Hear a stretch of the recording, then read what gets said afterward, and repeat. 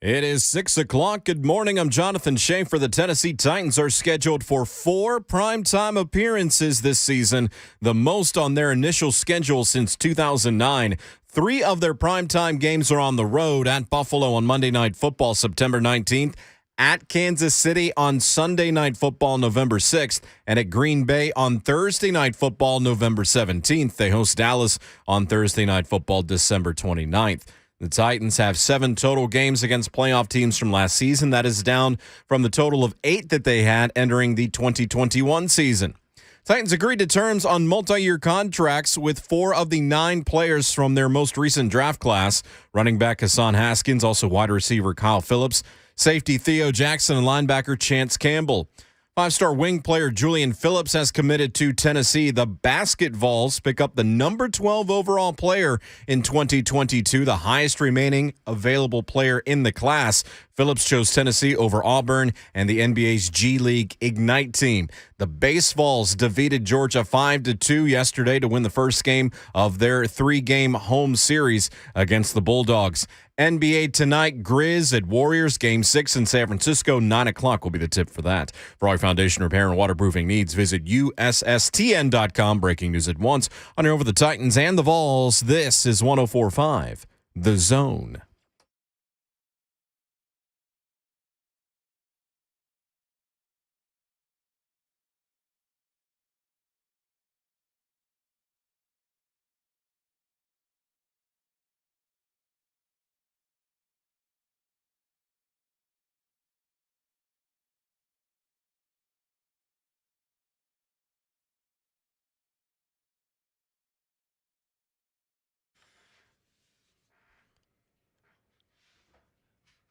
This goes out to about 25, maybe even 30 NFL teams. You're not funny. Like your schedule release videos, you're not all that funny. I'm going to exclude the Chargers. Yeah. Because their video is classic. You say they always hit, though.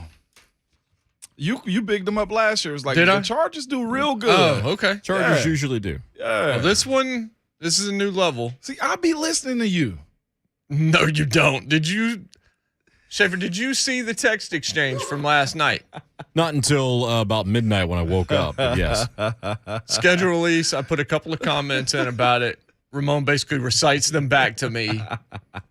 And I'm like, look at the comment above. It's the same thing you just said. You really think I be listening to you? I ain't listening to you. I felt was bad just because I like, fell what asleep in at the world? 6:45 and didn't see that stuff until midnight. I went, whoops. I'm gonna include the Panthers as well. I like the Panthers did schedule good? release. They did a 90s theme video. That's pretty funny. Or pretty well done, I should say. It's not necessarily as They're a funny. bit of a joke of a team anyway. Well, they should go back to the 90s. But a lot of these don't matter if you got celebrities in them if they're not well done, not funny. You spend $1 million and they're terrible. Just stop. Just tell us what the games are. Just donated to charity at that If you're point. gonna be the Chargers and you're gonna do that, then go right ahead. Yeah. Did you see the Chargers video? I didn't see it. I didn't realize they was doing release videos. Flame did? They did an anime. Of course. And they did something for each team, and they took shots because week 3 has a dude with the Jaguar head in a pink button down sitting on a bar stool, and they're making fun of Urban in the video. They got somebody recording the video. And then they've got the Falcons game with the Falcon running face first, dying into a Waffle House sign where it says $28 off 3, meaning 28-3, mocking that. They mocked everybody. Shout out Colts to are on a them. carousel. There was some where they showed there was one where they showed the Chiefs, and it's a robot, and it's Mahomes and Herbert. So it's like, yeah, we respect the Chiefs. Oh, okay. So there's some teams where you can tell they don't care at all, I gotta see and others that. where they do. But they took cracks at almost all their opponents to some degree, and it was pretty funny. I gotta go see this. Yeah. On the break, that's what I'm watching. There was, yeah, that's it. There's a Raiders one where the Raiders ship is in a bottle in a dumpster, and next to it is a bag that says AB's discarded helmets. He wasn't even there that long, Jay. The best one is when it gets to Cleveland When it gets to Cleveland, Yes, sir. it goes to a rainbow and says redacted on advice of our lawyers. Taking a shot at Deshaun Watson. No, they didn't do. Oh my! You need to see the video. This. Like, some are better than good. others, but they. But when you see it, it's the Leo pointing at the TV type of thing. The herb thing is savage. Herb deserves that. He deserves that. Now, cool video, Chargers. Make the playoffs. Now make it. There we go. And their schedule isn't the easiest either. I mean, this Titans schedule's out. Titans, so we're going to talk, obviously, a lot about the Titans schedule. 615-737-1045. Most primetime games since 2009. They do get 4. Remember I said the over-under should be 3.5? Yeah. I guess 4 on this one. I said 3.5 is where you get action. Mm-hmm. It's going to be 3 or 4. It turns out to be 4 because you got Dallas. 4 of them. Dallas gives you an extra primetime game late. Also, 2 Thursdays. Yeah, 2 Thursdays. 2 one being the Thursdays. Dallas game. Yep. The quality of quarterbacks you're playing with a first place schedule probably got you an extra one because they gives you a chance to get Mahomes. If you're a television executive, it gives you a chance to get Josh Allen. Mm-hmm. And Josh Allen will be hosting the Titans after opening up against the Rams. So they start Rams-Titans, but it's the kickoff game, right? It's the Thursday game. Yeah. So long break for the Bills if they're playing the Thursday game against the Rams before a Monday night game against the Titans in week 2. Mm-hmm. At home, man. This could be very interesting for the Titans to come out really hot. The Giants, what are the Giants week 1 for the Titans? I mean, It's just not exciting. It's just not an exciting matchup. I said I might end up going to that game because it's a season opener and just being able to watch it, in the stadium and watching our guy Tannehill do work, man. Traylon Burks get a chance to see him early on. But I went on 3HL yesterday and they actually got the schedule released before we got to our show this morning, obviously. And I said that week 2 can be very interesting, man, for a lot of different reasons because you got Buffalo playing against a Rams team. Now, there's 1 or 2 things that can happen when you open up with a hot opponent and you're a good team too. If Buffalo happens to lose, and you're the Titans and you got an opportunity to see go to Buffalo week 2. 1, I'll say this. If I'm a Titans player, I'm happy I get Buffalo in week 2 because in week 16, that could be a snow game. And hey, that's one of the things I always look for. Don't want Cleveland, don't want Buffalo, don't want Green Bay towards the latter part of the season. But if Buffalo comes into their stadium 0-1, then the Titans got a real fight on their hands. The last thing a team like that wants to do Let's go 0-2. Yes, sir. Yeah, because they're going to be the Super Bowl favorites And going into the season. Yeah, and I'm not dismissing the Titans can't beat them. What I'm saying is It's going to be a challenge. It's going to be a challenge. And the Titans should be up for that challenge also. Yeah. Yeah, not dismissing it. Some people, you saying we're going to lose? No. We might, but we are way too soon to even get into that. Yeah, we're not there. No, not there at all, Jay. It's just you better have your mind it's a chance right. where you're 1-0 and they're 0-1. It's very possible. Yeah. Even if they end up winning the Super Bowl. That's a tough open. Facts. It's definitely a tough open to play. But you do get the longest break. Oh my.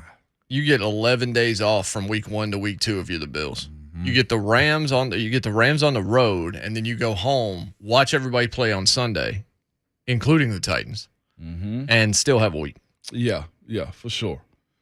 But if you look at the Titans schedule, it's not quite the same murderers row in the middle of the season as it was last year, but there is a 1 5-game stretch I want to point everybody to. Where are you seeing it at, Jay? That would begin on November the 6th at Kansas City.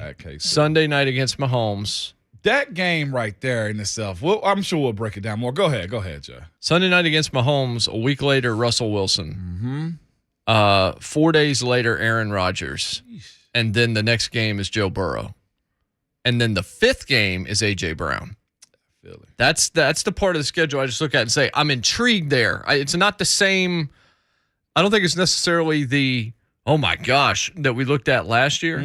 But in terms of the quarterbacks that you are playing against, Mahomes, in order, again, Mahomes, Russ, Aaron Rodgers, Joe Burrow, and then you get A.J. Brown in the 5th game. That's a stretch right there. Yeah, it is. It really is. We can talk it up, and we're not going to dismiss this at all when it comes down to that stretch of games. Just being completely honest with it, like, that's actually fire flames, okay? Like, you better – we speak about good teams. Let's talk about good quarterbacks. Yes. And that's what we're saying.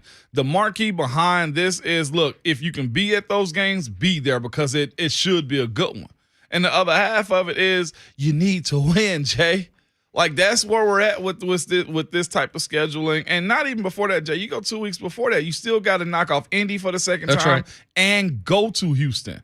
And the way they're trying to speak about buying into Davis Mills, I mean, I really don't know what to expect from them. I'll say that. I don't know why they're buying in so hard to Davis Mills, but I'm hoping that ain't one you let slip because we've seen that happen before too, Jay. But starting at Kansas City, and you know they want some get back because, let's be honest, it was very disrespectful how you guys beat them last year, and rightfully so. I don't think Patrick had a low game. Bud came out and played. I think they had Sack City on them for the last time. And this is a primetime NBC game, Sunday night. That should be exciting. Yeah, and it's going to be loud. Like I said, it helps to play the first place schedule because if you're playing a lesser schedule, you probably don't have 4 primetime games, but you're playing against primetime quarterbacks here. Yeah. You're playing against Josh Allen on Monday. You're playing against Kansas City on Sunday night. You're playing against Aaron Rodgers on Sunday night, and then you're playing Dallas, which is Dallas. This is the violence we're looking for this morning, Jay. At J. Martin Ramon, Ryan Pendergrass says, but we play the Eagles in week 12. Odds of AJ still being healthy are about I know. I thought about it too. I'm trying not to. I don't want to see him hurt. Let me finish it, though. I know. Odds about him being healthy are as good as Vanderbilt to win the CFP, college football playoffs. Y'all petty as hell. We don't start the petty, okay? I mean, we do sometimes. But it's an open room for anybody to walk in and have a good time. Is that not our policy? This is Ramon Supposed to using be it. plausible deniability is what he's doing. The door, Jay, do you even have a key to Pettyville? No one does. I mean, we unlocked the gates and then threw the key out. I never got keys to Pettyville. It wasn't even keys. We kind of kicked in the door and now it's open. Okay. So we don't invite this. This is all a part of it. Bring yourself on in. We sort of invited. I mean, we kind of do. You're such a carnival barker. We sort of invited. I mean, when I had that dude run into me the other day at the grocery store, and he explained our show to me, and I'm like, yeah, you get it. You, sir. You get it. How many times has he been to Pettyville with us? A good bit. He was just like, I feel like I'm in the room just with you guys. I'm like, right, that's it. I'm disrespectful. That's it. Nothing personal. Hey, Unless I feel like it that day. No, I'm just kidding. But the Pendergrass cat, I mean, you knew that was gonna come. The AJ reuniting is gonna be pretty cool to watch. Hopefully he is playing. There's certainly a chance he won't be. Also a chance that any number of other people won't be. Got by that another week. one, baby, going into Pettyville too.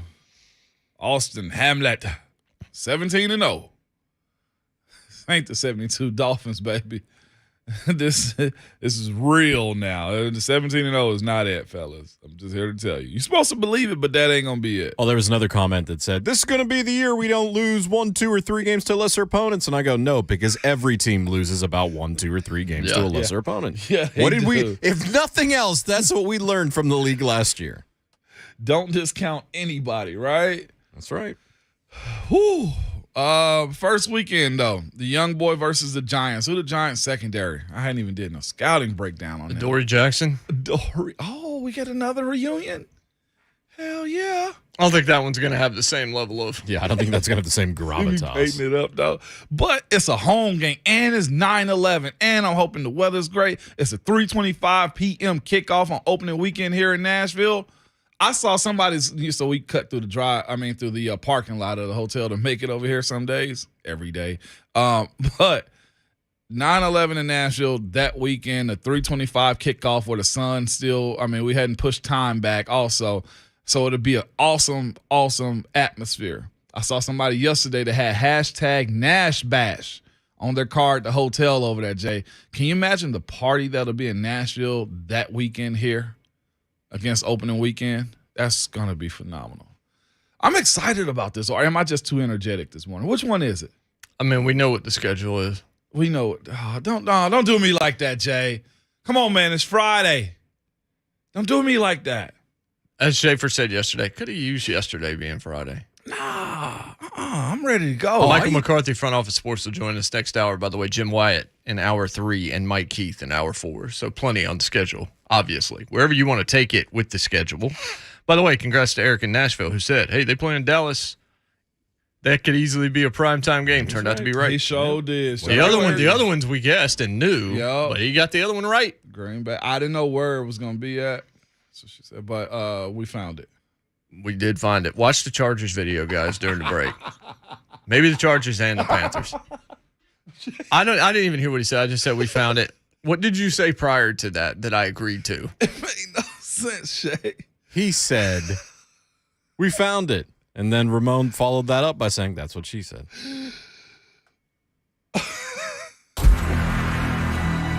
It's Friday the 13th. Let's go. You're supposed to be at the Bell Witch Cave right now. Nah, that's a festival this fall that we'll be at live broadcasting. I've been in Adams already. I don't care about that. I mean, that's not relevant to me at all. We'll be there in October. It's Jay Martin, Ramon, 104.5 The Zone.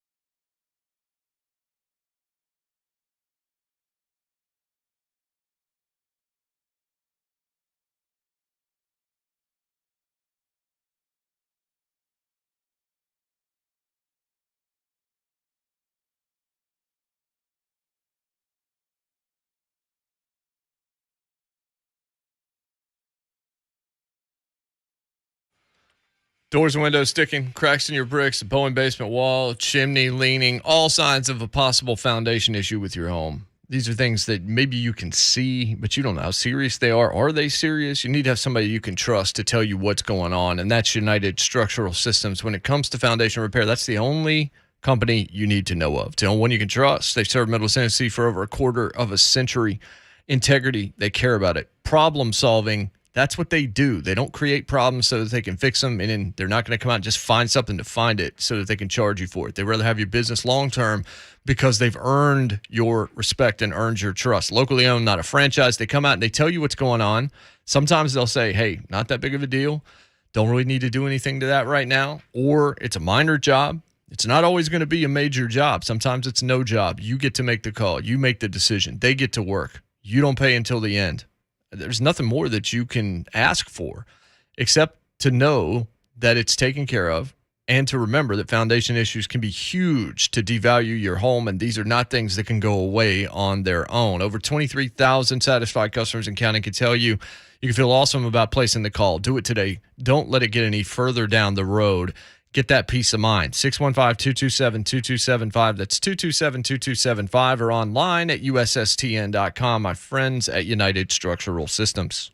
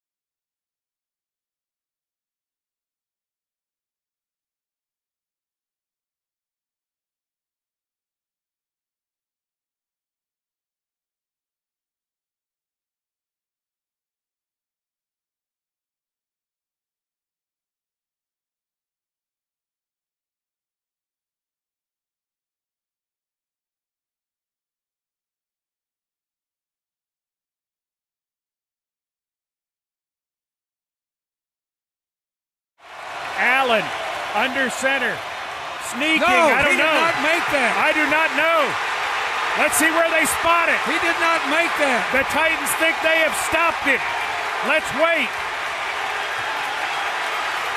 Allen tried to sneak. He got nothing, or so it appears. He did it! They got it! They did it! They did it! Yes! Not yes! Not yes! Hell yes! Yes! That was Monday Night Football last year. It'll be Monday Night Football again, week 2 against the Bills, this time in Buffalo. Buffalo opens up against the Rams on Thursday and then get 11 days off before they play the Titans in week 2. But you should give them 11 days off going Rams-Titans. Josh Allen's got – listen to this. Think about this. Josh Allen warms up with Aaron Donald, then he gets Big Jeff. Welcome to the show, young boy. Like Aaron Donald's A1, we know this. Yeah. Jeff's right there. Like if there's an A2, he's at least in that discussion. No so doubt. that's not easy for Josh Allen. Nah, buddy. That's a little bit of tough. Chris in Manchester. Chris, what's up? Fellas, y'all done opened the door this morning. I feel like acting a damn fool. Oh, okay.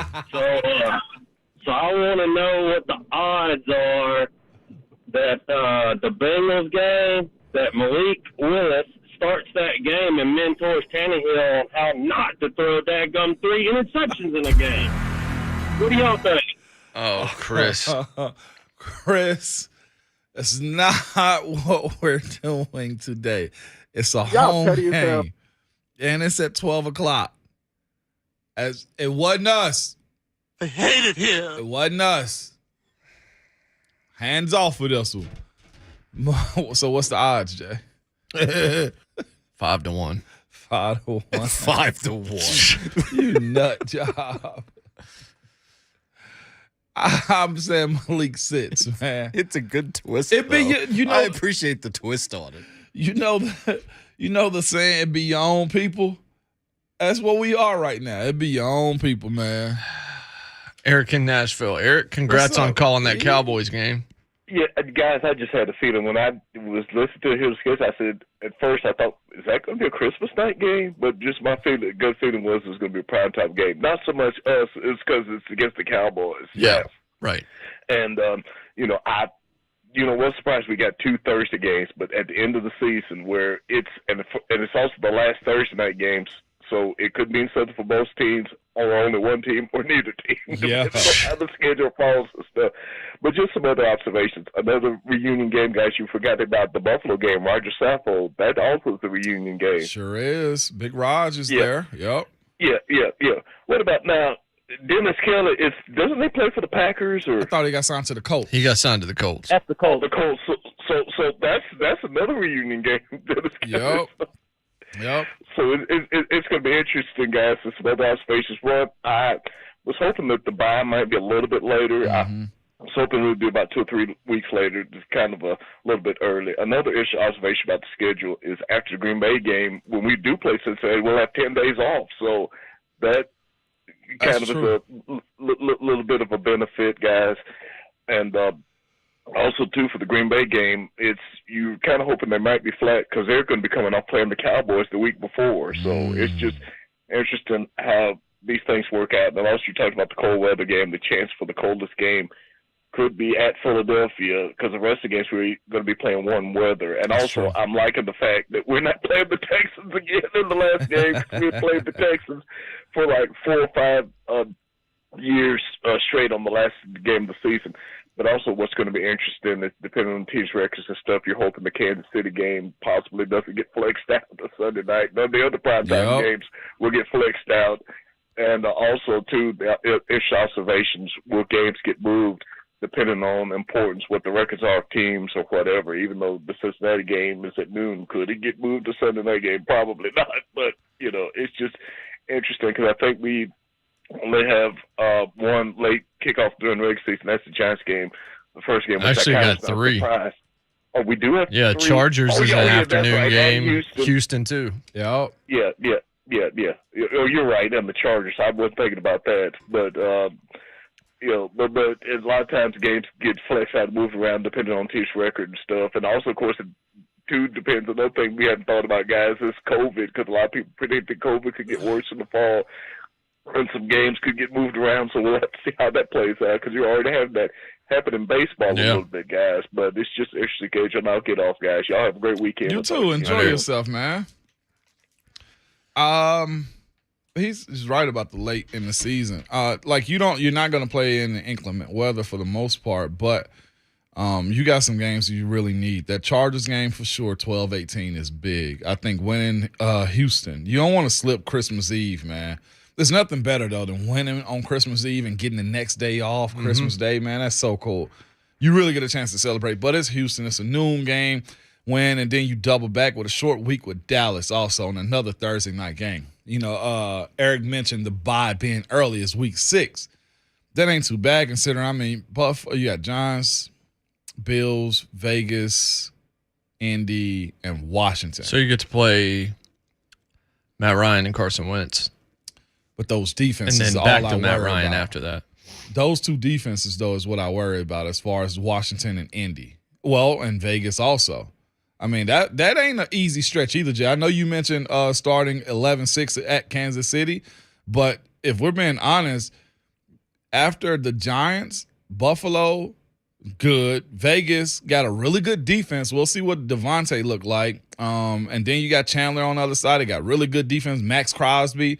Then you got Indy, and then Washington's defense is what kind of gets me a little bit. It's not. I mean, I know what you're saying. I'm just saying from like a across the country standpoint. Yeah. The quarterbacks that you're playing in a row later, that's a totally different experience. I'm fine with that. In terms of the defenses, that's from a football perspective. Yeah, none of those games. I mean, no game in the NFL is easy per se, but certainly Vegas was a playoff team last year. Carr is better than your guy at quarterback, and he just got paid. They brought in. They'll have Adams, Waller, and Renfro. Yeah, that you'll have to deal with in the secondary. Colts. If you made me say it today, I'd say the Colts are winning the division, but those games are going to determine everything. I think the best. I believe we're going to see a split between those two teams, and then Washington's Washington. Who knows? Like Carson Wentz, you know how to beat him. I've seen it. So we had people. Shafe brought it up in the first segment about games you're not supposed to drop. On paper, as far as quarterback goes, you're supposed to beat Washington. Yeah, you are. But Washington football team, Washington Commanders, they are a team to me that can take away what the Titans do very strong offensively, and that's run the ball. Simply because they have a high pedigree of defensive linemen and honestly just their defense in general. So that's the one I'm looking at. I actually put a star by it just to say that's a sneaky game to me. To where you shouldn't drop it, but right before the bye, on the road at Washington, and they got a really nice defense. That could be something to be looked at and say, okay, where is this team, especially coming off of Buffalo, Vegas, and Indy going at Washington. So I'm just looking at it. Me being like, as a player, I'd be like, okay, we got to get 3 or 4 out of the 5. That's where I would be at. Well, we did this last year. Yeah. We said the same thing. Early, you better get it early because it gets harder in the middle of the season. Yeah. And that happened. We didn't know the injuries were going to happen the way that they did. Yeah. But, yeah, you don't want to get to at Kansas City sitting at 4-3. Mm-hmm. You don't. You want to be better than that. Right. You want to find a way to at worst be 3-2 going into the bye. Yeah. And that's if you just wanted to say you lost to the Colts and or the Raiders and the Bills. Just the most likely scenarios. If you're going to lose, those are the ones you probably likely lose. Washington is a sneaky team. If that they're going to be well coached, they got a couple of pieces. I just think because they're a quarterback. He's probably going to throw you a couple. Yeah, that puts you in a good position to win. But it could also be a low-scoring game as well, where whoever makes the fewest mistakes wins that game. Yeah, but I think you want to be 3-2 before Indianapolis comes here on the 23rd. If you're 3-2, then you're in the situation where maybe. And if you're actually, this is what you want to be. You want to be 3-2. One of those wins being Indianapolis. So at worst, you're going to split with the Colts if you were to lose the game at home against them. If you sweep them, obviously we know what that means. Yeah. That's ideally what you want out of it. I can't believe they actually did that again, meaning the NFL. This guy, and I'm surprised they put them so close together again. I am. Availability, I don't know what it was, but you'd almost think like where Houston is on Christmas Eve. At least, yes. I would have thought that would have been a second Colts game. Unless you want to put it in the final week of the season and have a game ready-made to be able to flex into that spot to determine the division in primetime that Sunday night. That's what I'm saying. That's kind of I wonder why is all I'm saying. Like, why not get their better opponent on the latter end, or do you really just leave it up to the computer? Well, I don't know that it's that as much as, again, I haven't looked at it yet. But how many primetime games does the AFC West have? A lot.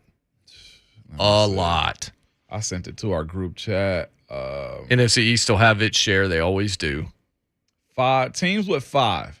Yeah, there's 13 teams with 5. That is Cincinnati, the Chargers, the Rams, Buffalo, Philly. That's because Philly's big-time NFC market. Tampa Bay, I get. Green Bay. Dallas always, even when they're trash, even when they're 3-13. San Francisco, quarterback situation is iffy. New England, Pittsburgh, Denver, and Kansas City.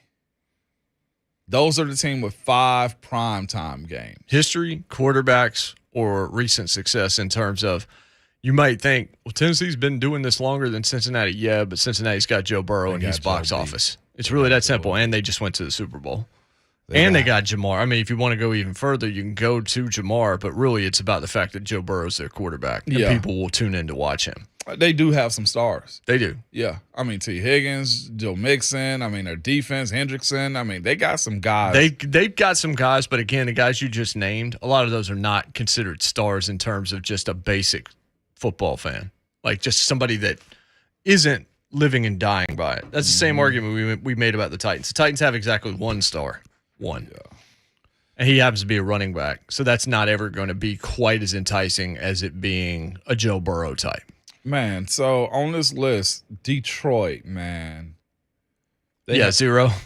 0 primetime games. Like, they can't even get to Thanksgiving.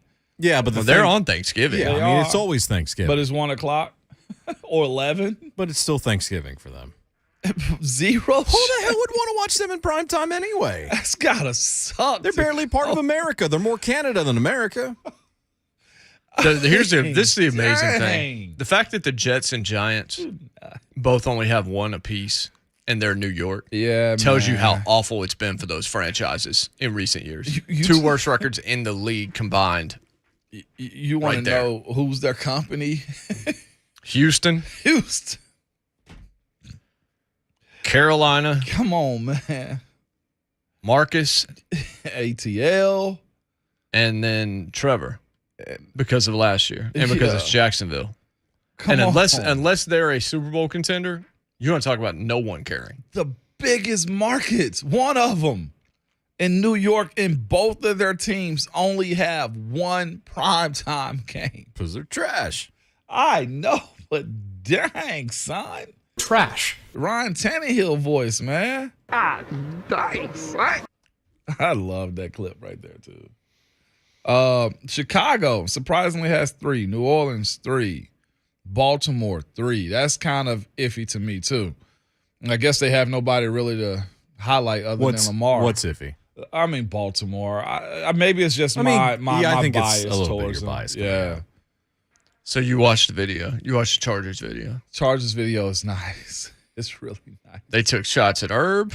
Hard shots at Herb. They had him with the fake I mean, it was the video, and it had the REC too, because somebody was recording him at the bar stool. And he had the slumped over bar stool. I mean, that was the shot.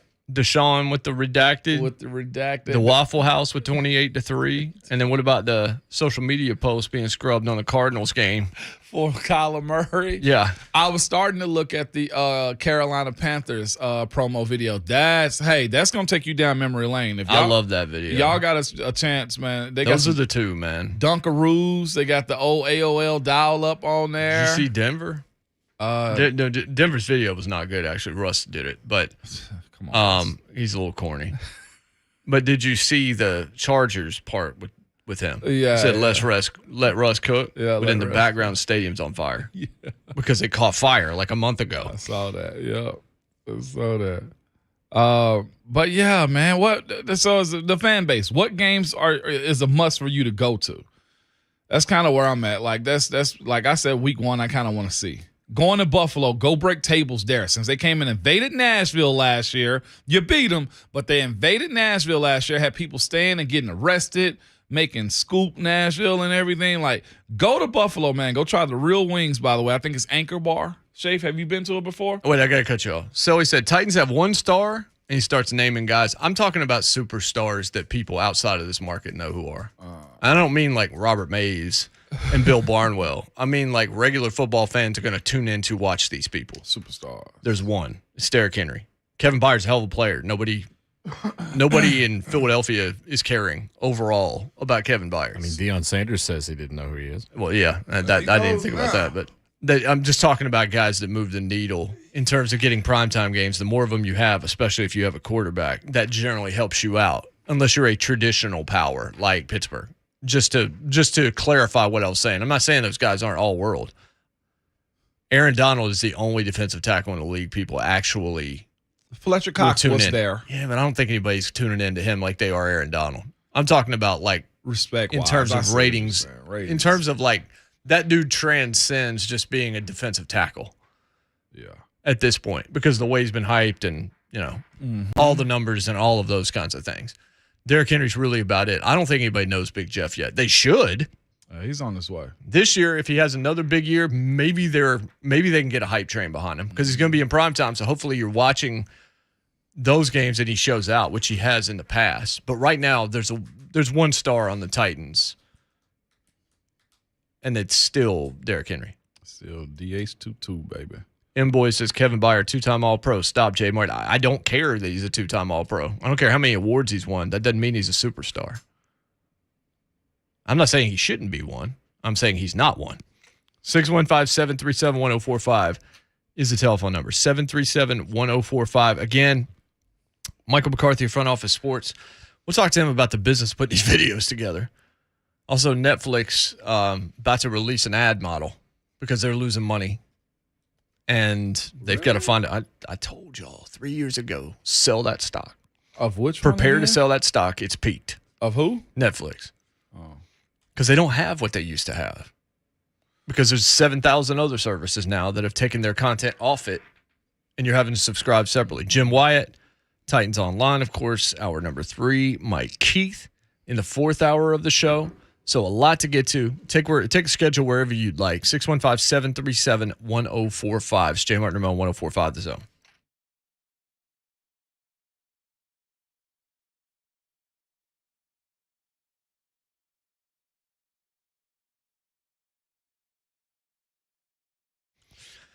Here's a few questions you can ask yourself.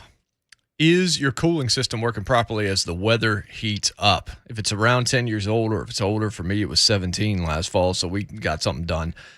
Is it providing the best possible air quality for your home? Is it working too hard to produce air? And at that point, how much money is it costing you? If it's time to replace that system, your friends at Lee Company are making that easier than ever. Call today. Take advantage of Lee Company's exceptional HVAC financing offer. You're going to receive special financing for up to 60 months. That's 5 years. Or up to $1,250 off select high-efficiency systems. Again, 60 months or up to $1,250 off select high-efficiency systems. Call Lee Company today to learn all about their current financing and service special offers. The number is 615-567-1000. That's 567-1000, or visit them online at leecompany.com/promotions.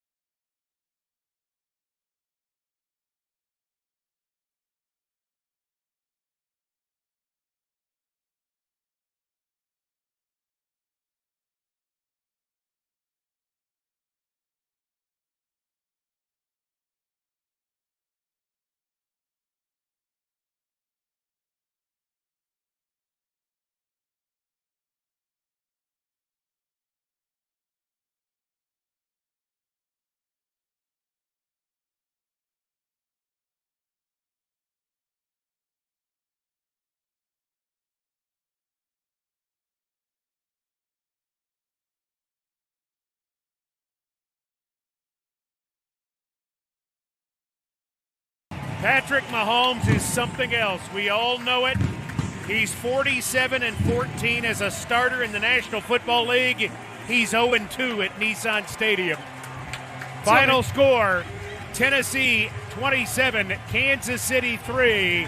As for the second time in 6 days against an AFC power, the Titans get it done again. Chiefs host the Titans Sunday Night Football, November the 6th. You get Houston before that game, so hopefully you've won that one before you go to Kansas City. So we're having this discussion now, apparently. This is why I'm usually not engaged in this. But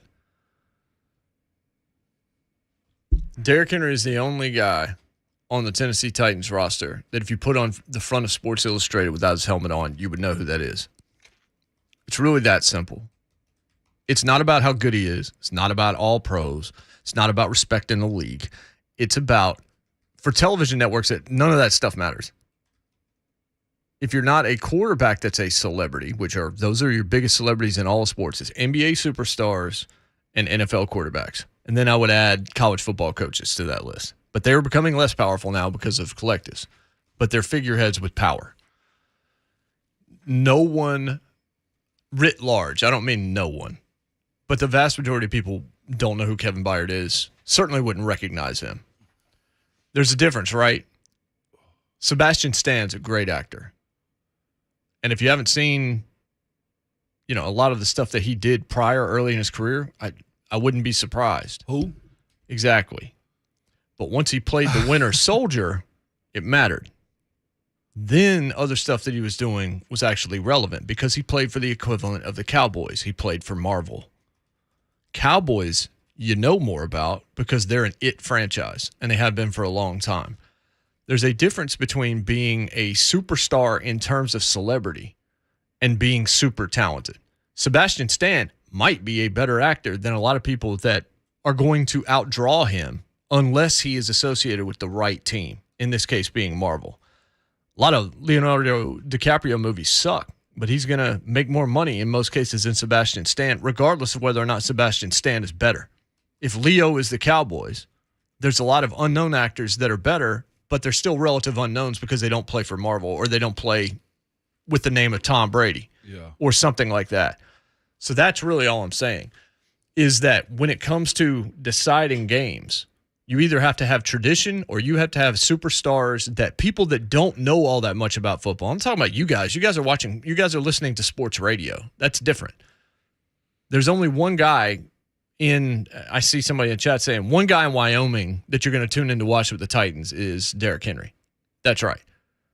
That's all I'm saying. This has nothing to do with quality of player or what we believe about them. Jeff Simmons is a star. Kevin Byard is a star on the field, but they don't move the needle, and that's the only discussion that we're having. Even Byard said, was it last year, he had to pick up his brand recognition a little bit. I saw him taking pictures, and he had like his marketing team around him. Derrick is a guy that doesn't really do that either, although we were told that, he had to kind of step that up a little bit because he is a superstar in this league. There's a difference. Like, star and superstar is a little bit different. Superstar, mostly quarterbacks. Joe Burrow probably about to be up there. Yeah. Jamar, is he there yet, or you know a lot about him as far as using the word superstar? Not quite. Not quite. Right. I mean, early on, it's quarterbacks for the most part. Again, if Jamar Chase took off his helmet, you're not going to recognize Jamar Chase yet. Unless you're into it like that. Patrick Mahomes. Right.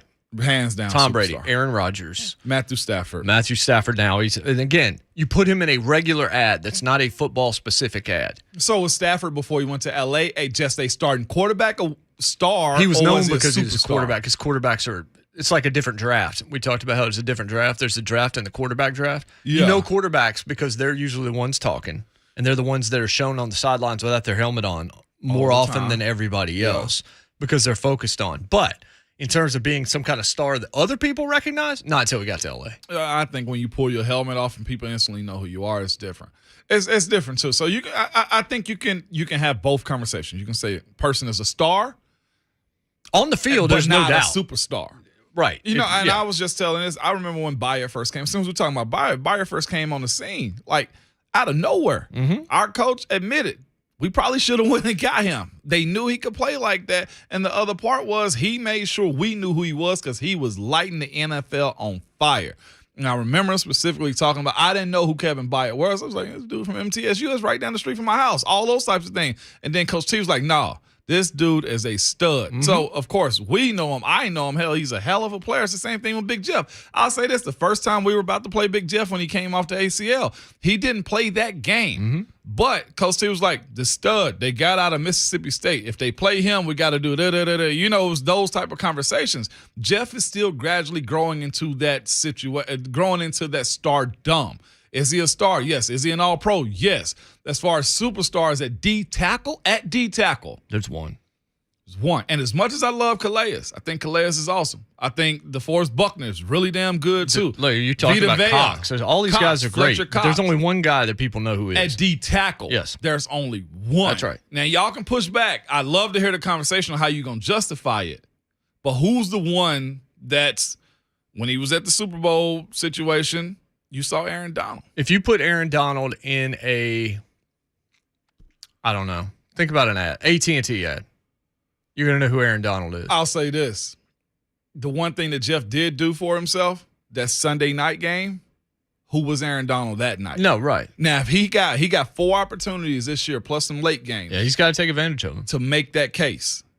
That's where you do it. Why did y'all know about James Harrison? Because when he showed up on primetime games in the Super Bowl, he did that. Mm-hmm. In the Monday night games, who was Mr. Monday Night? Keith Bullock. Mm-hmm.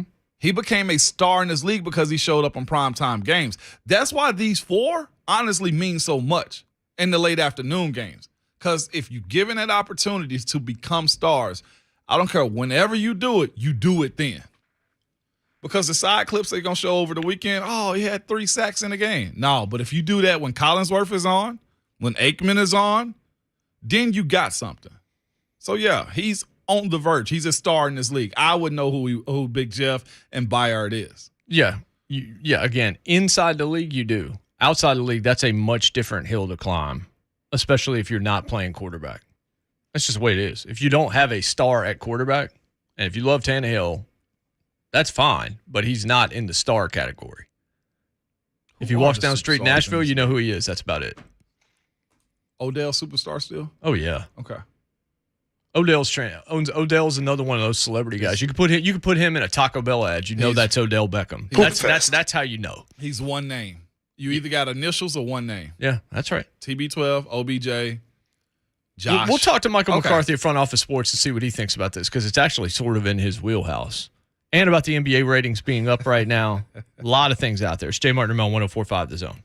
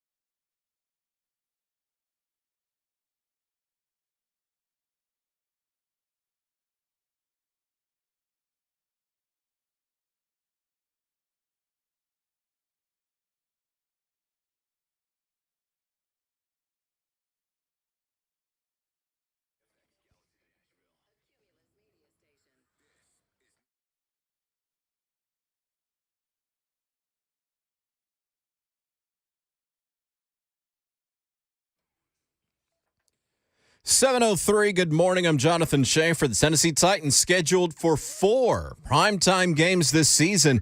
That's the most on their initial schedule since 2009. 3 of their primetime games on the road: at Buffalo on Monday Night Football, September 19th, at Kansas City on Sunday Night Football, November 6th, and at Green Bay on Thursday Night Football, November 17th. They host Dallas on Thursday Night Football, December 29th. Titans have 7 total games against playoff teams from last season. That is down from a total of 8 the Titans had entering 2021. Titans agreed to terms on multi-year contracts with 4 of the 9 players from their most recent draft class. Running back Hassan Haskins, also wide receiver Kyle Phillips, safety Theo Jackson, and linebacker Chance Campbell. Rookie minicamp this week at St. Thomas Sports Park. 5-star wing Julian Phillips has committed to Tennessee. The Basket Vols pick up the number 12 overall player, the highest ranked remaining available player in that class. He chose Tennessee over Auburn and the NBA's G League Ignite team. The Base Vols defeated Georgia 5-2 yesterday to win the first game of their 3-game home series against the Bulldogs. NBA, Heat 99, Sixers 90. The Heat advanced to the Eastern Conference Final for the second time in 3 seasons. Mavs just crushed the Suns 113-86. Mavs force a Game 7. Grizz at Warriors tonight, Game 6 in San Francisco. 9 o'clock tip for that. For all your foundation repair and waterproofing needs, visit USSTN.com. Breaking news at once on your home for the Titans and the Vols. This is 104.5 The Zone.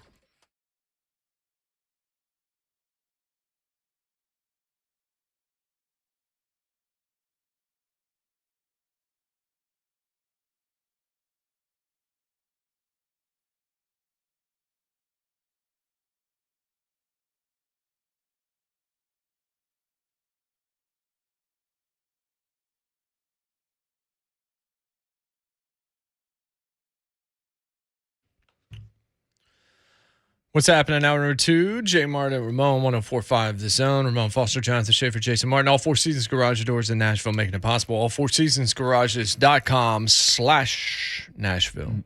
Go there to learn all that you can. Good stuff from James Harden last night. 11 points. Didn't score in the second half in an elimination game. Pretty much what I told you. As soon as I got him, they were done. Because that's kind of what he does. Especially now when he can't blow by people. Yeah. He had 11 points. Didn't score in the second half. Only took 2 shots in an elimination game. That beard's not good for being aerodynamic. At this point, he is more beard than he is anything else. Man, I'm looking at a clip right now from Jimmy Butler last night. Had James Harden on. Well, he shot with 4-on-1. Mm-hmm. Hit a running floater. Got his own rebound. James Harden's on him. And he pulls up on James Harden. Goes back down the court and go, wow, I really just did that. It was 4-on-1, the way it was looked at on camera. And James Harden, come on, man. Not just him. You want the attitude of Jimmy Butler to go with that talent. That's why you've got him. That's why you got him. That's because he's just continued. A savage, man. He's been better than guys that are better. Look, here you go. He's walking to the locker room right now talking about some Tobias Harris over me. Right. Oh, my God. Well, just thinking about Jimmy Butler as a name, right? There are bigger names in the league. But Jimmy Butler's who you want on the floor. There's a difference between, if you want to go back to that star conversation real quickly, I mean, you want Jimmy Butler over Russell Westbrook. More people are going to recognize Russell Westbrook. Mm-hmm. I mean, yeah, you know who Russ is. Yes. I mean, but Jimmy ain't slight either. No, he's not. It's a worse example just because NBA players are more recognizable because they aren't wearing helmets. But Harden's a bigger star than Jimmy Butler is, and it doesn't matter. It didn't matter last night, but Harden's about done. He's $48 million next year. Is he really? To be a borderline role player at this point in his career. I mean, really. Yeah. They're out, and it's him and Embiid, and they're going nowhere. Embiid was MVP level. And then he wasn't. Well, yeah. Again, he's one of the great front runners in sports. You don't want him anywhere near your franchise if you're losing. Mm-hmm. Because he will throw you under the bus. Coach, player, whatever it is, he can get real salty real fast. Hey, Kaz, but this is what they wanted, though. They set it up. Of course, social media is going to take you everywhere you want to go. After seeing Harden only shoot, what was it? How many shots was it in the second half? He shot twice. 2 shots, yeah. Somebody, the comment said, man, I thought they traded away Ben Simmons. Right. Yeah, they could have kept him if they didn't want somebody to shoot. And that man actually had back surgery, too. He actually has something going on. Shout out to Ben for holding his ground, man. When you injured, say that. It's a difference between being hurt and injured. Like, that man clearly has some issues going on. He's got issues that are far beyond his back, though, unfortunately. Well, you know what? They paid him. He's that guy, and he's got the power. So I look at it and say, good on Ben. Hopefully he comes out and get past whatever mental block he got going on. But clearly he made the right decisions getting out of there and made somebody else pick up his tab as far as Brooklyn goes. So yeah, and Brooklyn got knocked out for making that decision and the Harden decision. They wasn't going to make it far anyway because Harden clearly didn't. He's not helping anyhow. So it's kind of wild how we're watching this unfold. And, again, another guy in this situation is going to be what Jalen Hurts is going to do, considering he went to the GM and told him, go get me A.J. Brown. I'm just saying in general, like correlating one to another. Like when you make these decisions as a player, you better be right. It's just like one of those things. If I vouch for you and you show up 15 minutes late every single day, dog, and I can't be wrong. Well, if you read the story, it's not like he made AJ. It's not like he put AJ on their radar. They were looking at him. Hurts helped close the deal, but it's not like had Hurts not mentioned that AJ wouldn't be there. Mm-hmm. Originally, it's kind of reported that way, but they've kind of pulled back on that. They're like, no, we made sure that Hurts was in the room when the decision was being made. We wanted to make sure he was comfortable with it, and if we needed to close, we were going to use Jalen to do it because Jalen had the relationship with him, and that's what you want. Oh, yeah. It's not like he went strong on him, like, you better give me this guy. But I'm sure if they were like, hey, what do you think of AJ? Yeah, go get him. It's probably something more along the lines of that. Yeah, go get him right now. If you can. I'll go to his wedding, or I'll go to the wedding with him and hang out. We'll get him here. We'll do whatever we can. By the way, so they say they play catch every single time they're around each other.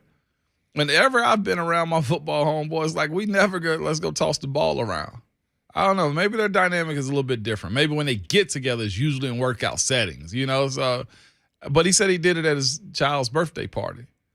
It was a little different. I just never knew guys to go outside and throw the ball around like that. It just depends on if they're like sitting there just throwing it back and forth or if they're running routes and doing all that kind of stuff. I'm going to be real. That one was a little like, okay, this ain't a movie. This ain't Friday Night Lights right here. You know what I'm saying? Like, but I mean, you've sat with somebody like throwing a baseball back and forth and stuff. I mean, I've done that in my life, like just sitting there having a conversation where you're throwing a baseball back and forth. Same thing as sitting there with a cigar. It's just a different version of it. No, I've never done it. And I'm not saying that they're wrong. I just not how I choose to spend my free time. You're right. I'd rather have it with a glass or something. So yeah, I mean, it just depends on depends on the situation. But I ain't saying it's wrong. Yeah, I mean, I've done both. I've sat and had conversations, or I've like been involved in some like kind of loose activity. It's not like we're focused on that. We're just, hey man, you think, blah, blah, blah, talking about TV shows and movies and just throwing something back and forth. No. Be real, I ever just did As a kid, you've never done that? As a kid, I'm talking, these dudes are adults and they did this. And you've never done it? I ain't saying it's wrong. Didn't do it in your 20s, throwing a baseball with somebody? No. Okay. Not other than my kids or something like that. No, not with like it's a normal. Let's just say it's a normal thing. Oh, okay. All right. It's a pretty normal thing. For sure. I ain't knocking it. I just thought it was a little different. And if they were already outside. There are moments, though, when we've talked about this. There's moments where you kind of see real life. Yeah. This is just another one of those. But those dudes are in the same world that I'm in. They're both real young. I was real young, too, and I wasn't at cookouts, and throwing the football around. Like, all right, guys, let me show you how I snap this ball. Well, I don't know how focused it was. I'm not knocking it. You're an offensive lineman. You were never allowed to touch the football. I don't think it was a rep, Mom. Maybe it was, but I don't think it was a rep. I'm just trying to figure out, has anybody ever been at a cookout, a child's birthday party, and, hey, man, let's throw the old ball around? Yeah, it happens all the time. I have with the kids at the party. There we go. Yeah, I'll go to social events and I'll hang out with the kids and throw the ball around. You ever done it with another grown man? Yeah, hanging out on Thanksgiving or something like that. Maybe you go outside and throw the ball. No. Yeah, it happens a lot. It's just, it may be new to you, but it's not an abnormal I know thing. It's not an abnormal. No, see, I'd go out and throw the ball around with the kids because the adults are too stuffy, and I didn't want to talk to them. And I'm almost 41 and still feel that way. There's nothing wrong with it. I need to reiterate, I'm not making fun of it. I just never have seen that done, and I've been at cookouts and barbecues. And have you ever played one-on-one basketball? Yeah. Same thing. But same thing. Right after the The cookout? I mean, I Like at don't the know, cookout, Jay. do you just like 5-6 guys go play basketball? No. No? Not usually. That's happened. Most kids cookouts do. and things like that I've been at have at some point that's The happened. adults are getting out there, getting a hoop session. Yeah, but it's not like hardcore. It's just everybody's together having fun doing something they like. I don't know.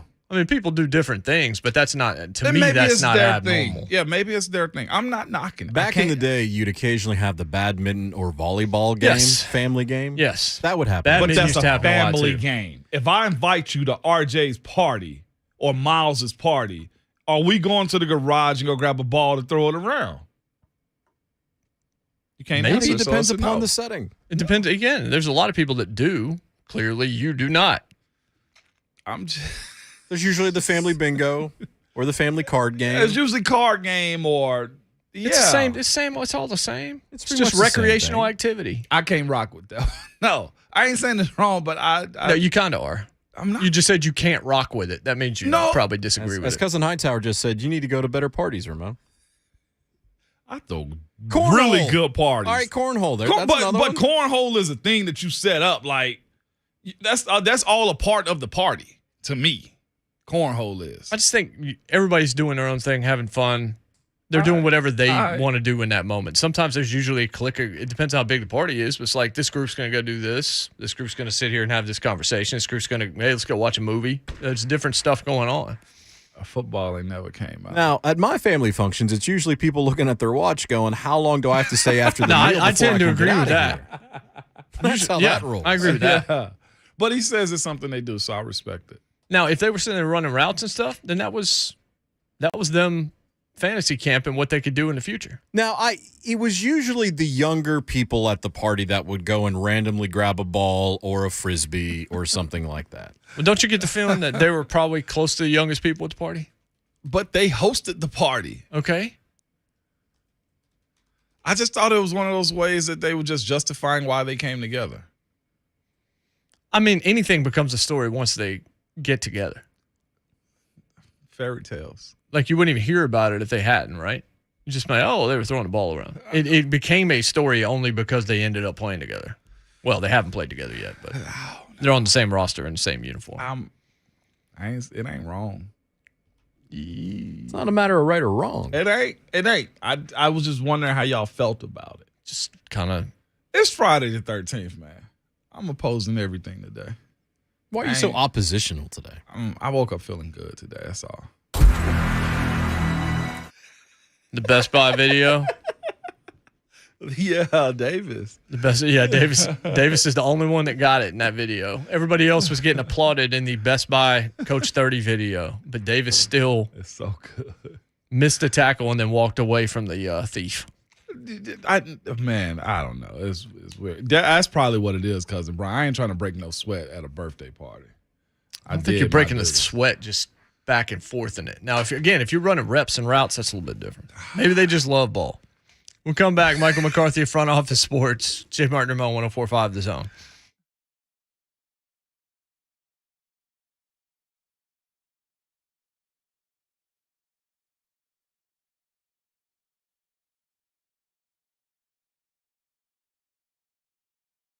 As leaders in disaster cleanup and restoration, the pros at ServPro are prepared for anything, like when a relief valve on your water heater fails and it pours gallons of water into your finished basement. ServPro is prepared for that. Or let's say your kids are playing with matches in your garage, and next thing you know, there's smoke everywhere. Guess what? ServPro is prepared for that also. A musty odor indicates you might have a mold problem. ServPro is prepared for that too. You need a lot more than help sometimes cleaning up, and that's why ServPro is your one-stop shop when disaster strikes. Not only do they have the equipment and expertise to clean up damage from fire, water, or mold, but they also offer a variety of construction services ranging from drywall patching and document drawing all the way to complete structural rebuilds. There's just one call you need to make to bring your home or business back as good as new and as soon as possible. So if you're in need of cleanup from fire, water, or any unpleasant event, ServPro is always ready to help. Call ServPro and the official downtown Nashville operators at 800-ServPro to see how we can help you get back to like it never even happened. The number is 800-SERVPRO. That's ServPro. Cleaning, restoration, construction. Franchises are independently owned and operated.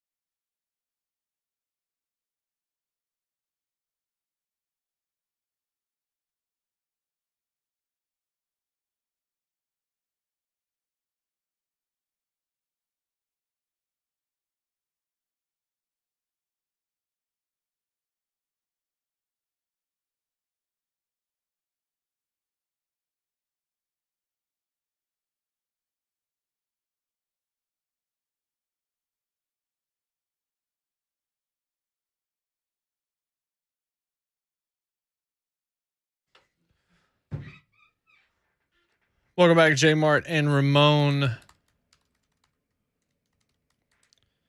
Here on 104.5 The Zone. To the Marshman Real Estate Hotline, Michael McCarthy, Front Office Sports. Our pals on the line. Michael, good morning. Good morning, guys. How are you? Pretty good. NFL schedule came out, and they decided they wanted to dunk on the NBA again on Christmas Day with the triple header. And the games that were picked, I saw, or at least I heard, that when you look at Green Bay, Miami, that's Bucks Heat. So if you wanted to do that game on Christmas Day for the NBA, now you've got an NFL game that's going to trump it. You've got Lakers Nuggets with Rams Broncos, and then you've got Kyler, which means you've got the Phoenix Suns, who are the number 1 seed in the West. So NFL, do they know what they're doing here? Because this all feels like it's very, very, we're the NFL and we're going to do as we wish and we don't care about anyone else. The NFL is King Kong. King Kong. You know what I mean? They're going to do whatever they want, how they want it, and the other leagues got to get out of their way because it's not even a competition anymore. I mean, 78 of the top 100 most watched TV shows last year were NFL games, and the top 25 were all NFL games. So it's ridiculous. It's not even a competition. So they use a computer and they use human elements. What goes into – all right, so the Titans have 4 primetime games this year, which is the most they've had since 2009.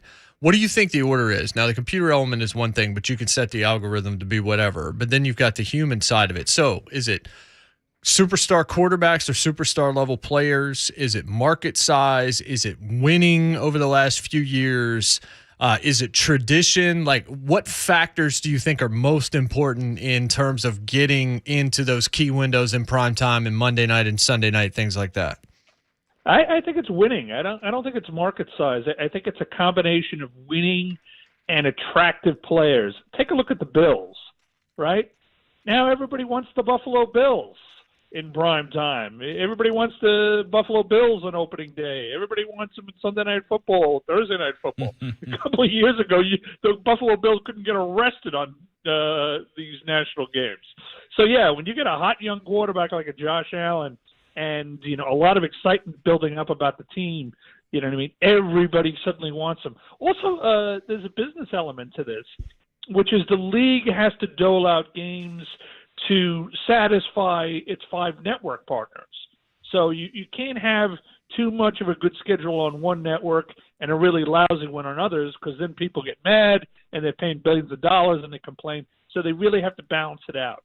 Michael, what we're seeing right now is, I think, an introduction to something. I remember the early 2000s when we started to get the Thursday night game. It was once a year is what they introduced to us, and then next thing you know, every team got one. And now we're at in the situation, like you said, with the network partners, we're getting 2. Are we going to get to a point where we're expanding days like other weekdays, like Fridays, not just the holiday season of Saturdays? I could see Saturdays. I definitely could see Saturdays. Friday would step on high school football. Okay. And, the NFL has always been cognizant of that, the NFL obviously loves high school football because it's a feeder to the college ranks and ultimately to the NFL. So I don't see Friday night, but I could see plenty of Saturday games. Why not? I mean, ABC and ESPN have shown that there's a big appetite, on Saturday night for college football. And as we already see with the NFL, the NFL doesn't not worried about college football, NBA, NHL, or anybody else. They'll move in wherever the hell they want. So I could see Saturday night games really becoming popular. USFL is a thing that's happening, but does anyone know about it, Michael? That they keep trying spring football. I'm not really sure why, but we're only about 3-4 weeks into the season, that I do in air quotes. Nobody is paying attention to this at all. Is it underwhelming, even modest expectations, or did everybody just know going in, even those associated with it, yeah, this is probably not going to work? I think it's fool's gold. And, like fool's gold, people will continually chase after this rainbow of spring football and think that it's going to take off. I've covered, 3-4 of these leagues already over the last 20 years, going back to the original XFL. You know what I mean? With the cheerleader cameras and all that craziness. And what happens is the first couple of weeks, they draw a big audience because there's a curiosity factor, and then the audience falls through the floor. And that's what we're seeing. Again, I think it's two things. One, nobody and nothing can compare to the NFL in this country when it comes to sports or entertainment. And two, I just don't think that there's enough demand for spring football at a time when baseball is playing and you've got the NBA playoffs and you've got the NHL playoffs. I just don't see it. The NFL can get everything right except the Detroit Lions. You know what I'm saying? 0 primetime games except for the Thanksgiving games that they're always owed. But as far as the market, let's say they do get a quarterback, and maybe that's the issue. But can they ever get Detroit over the hump of like, yeah, well, you want to go there. We want to put a draft there. We want to do events there. Or are they the next to move? Yeah, Detroit is a funny town. I actually covered a Super Bowl there, the Steelers Seahawks Super Bowl, and it was a wonderful town for a Super Bowl. The people were great, the whole experience was great. But you're right; it's one of these sad sack franchises that's never made the Super Bowl along the Browns, and they just can't seem to get out of their own way. And I don't know. Could it move? Yeah, I think it could. I mean, when I look around what's happening with the NFL, I mean, I definitely think they're going to go international in the next 5 years. I think there's going to be a franchise in London. I think there's going to be a franchise in Mexico City. It's the only way the NFL can expand, really, to get to that $27 billion level. So could they move? Yeah, I think they could. So you mentioned that $27 billion. That's something I've always heard Roger Goodell has promised the owners. I'm getting us to $27 billion by 2027. It seems like they may actually get there quicker with the way the growth of this league is. So with that being said, I got to ask, is that when Roger bows out, or does he just continue to reign supreme? Because we're looking at powers of the United States. He's got to be one of the names of pushing as far as the business side of everything with the NFL right now. Yeah, I think Roger does bow out. I think he takes, a standing ovation from doing something that seemed impossible, getting the league to that level, and then, he moves on, and lives his life. I don't see him trying to hang on, till he's in his, 70s or 80s or, it just doesn't seem like his thing. He did a great job. He's done a great job.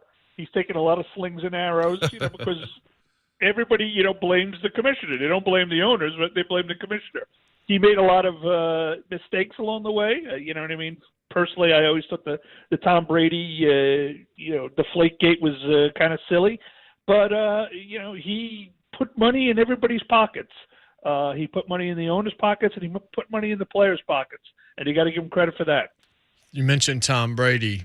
How important is it, considering his level of stardom, how big a star he is, how big a name he is, how important is it that we get Tampa Bay Tom on Fox, whenever that is, and not New England Tom? And do you think that's the Tom Brady that will enter the broadcasting booth, the one that's been more buttoned down, more willing to be just kind of vulnerable and fun-loving and not the Patriot way Tom Brady? I do.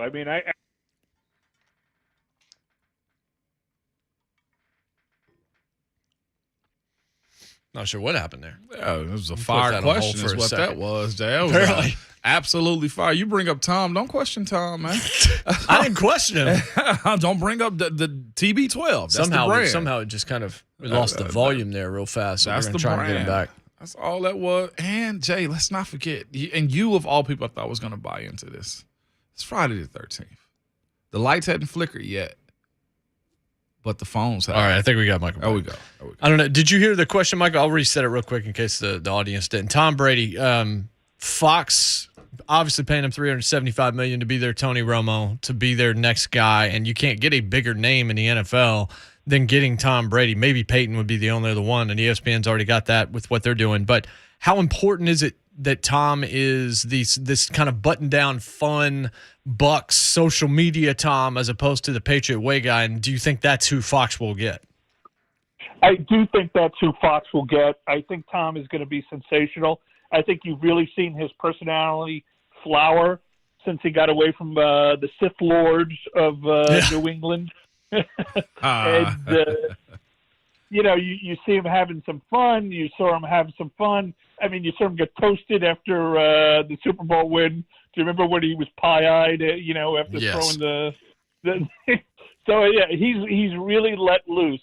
And I think that's really going to come across on the broadcast. I think he's going to be better than expected.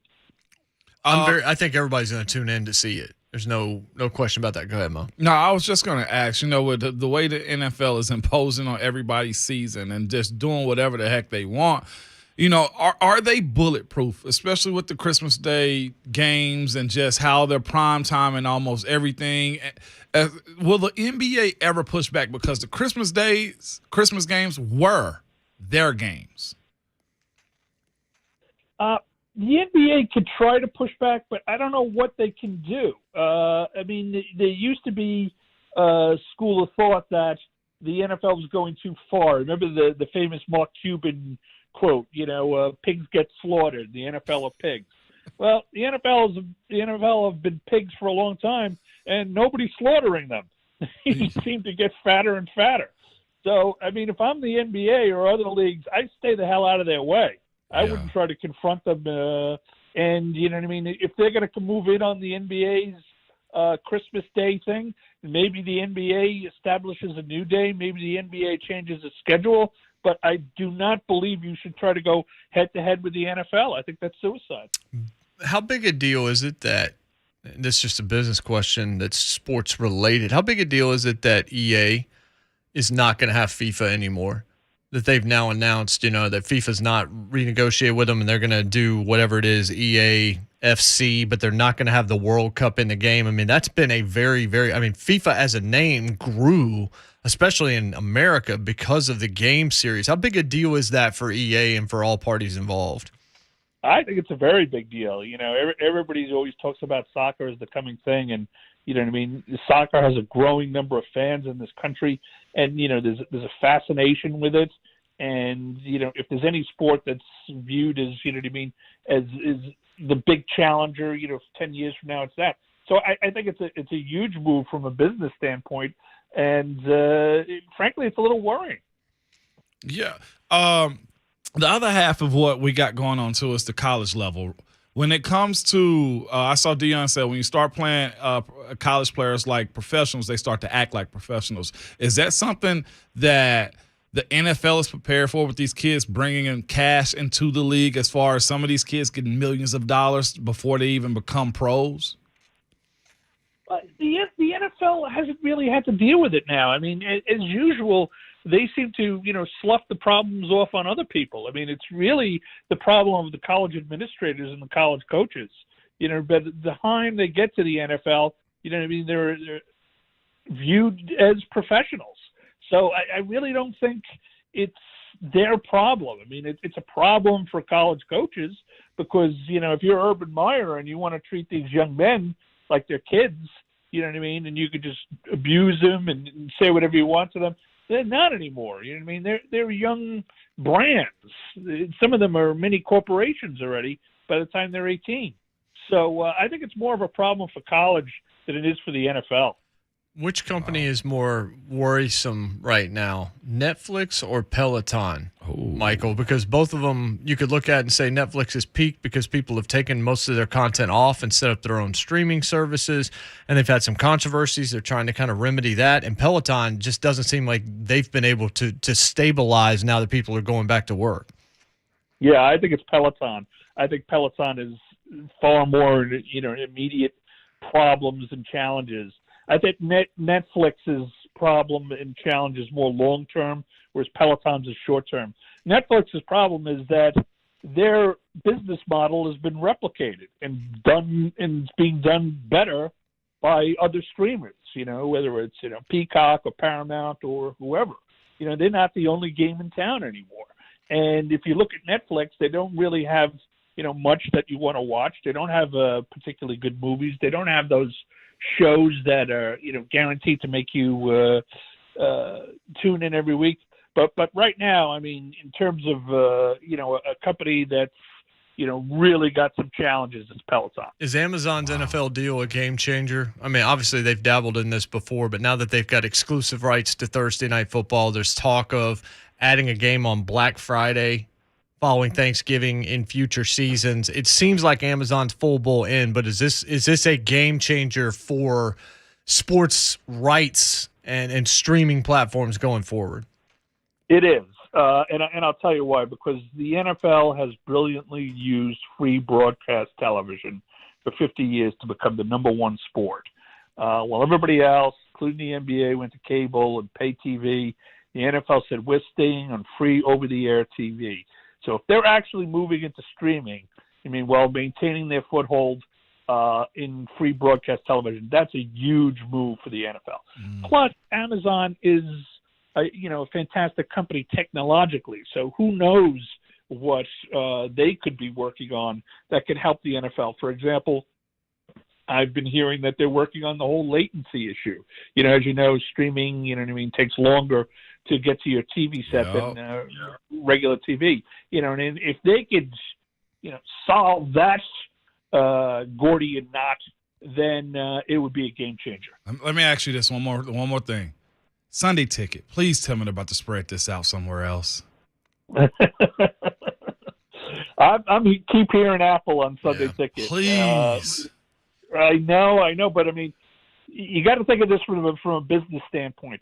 If you're the NFL, you want to be in business with Apple, right? Yeah. It's one of the biggest companies around. Imagine having Apple and Amazon as your partners for the NFL. Imagine what the NFL can glean from them.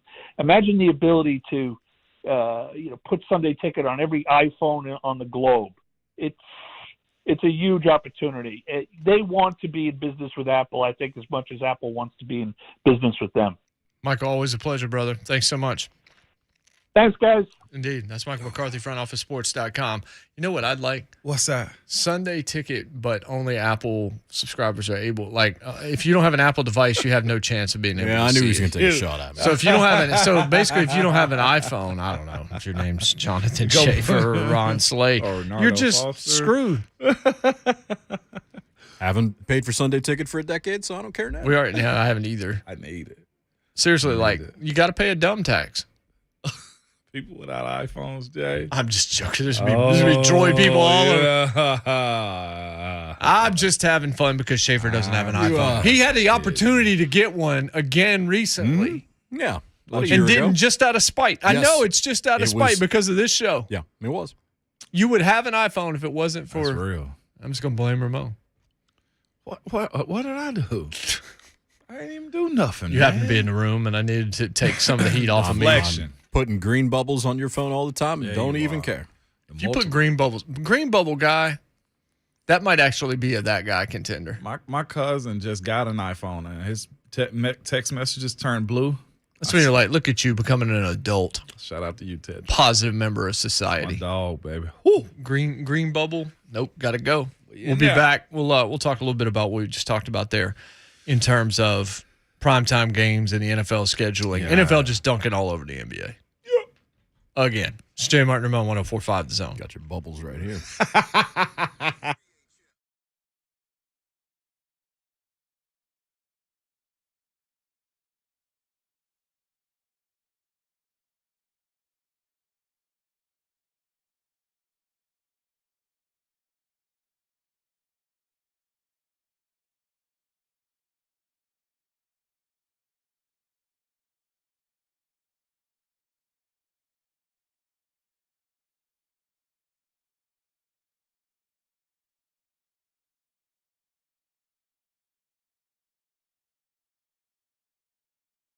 Two Rivers Ford can custom order any new Ford you want. Listen, any model, any color, and available features. They'll get your Ford manufactured for you and deliver it right to your door. It's first-class service right there. But what about the price? Is it more expensive to custom order than to buy off the lot? Let me tell you, not at all. In fact, Two Rivers Ford has the best prices around whether you buy off the lot or you place a custom order. That's because Two Rivers Ford still sells below MSRP on all non-specialty new Fords like they've always done. I personally think it's pretty cool that Two Rivers Ford could have raised their prices during the pandemic and during the supply chains issues, but they chose not to because selling at a fair, honest price is what they've been doing, is the way they've been doing business for almost 40 years. And let's face it, A fair price and great service keeps customers coming back for decades. It's why they're here for the long haul. You can always count on Two Rivers Ford to be honest and upfront and to never gouge their customers. When it comes to trade-ins, you'll always get the max trade-in guarantee at Two Rivers Ford. So custom order the exact Ford you want, get a great price, get the most for your trade-in, and feel good about shopping with a locally owned business that has an A+ rating from the Better Business Bureau. Two Rivers Ford, powered by Ford, driven by people.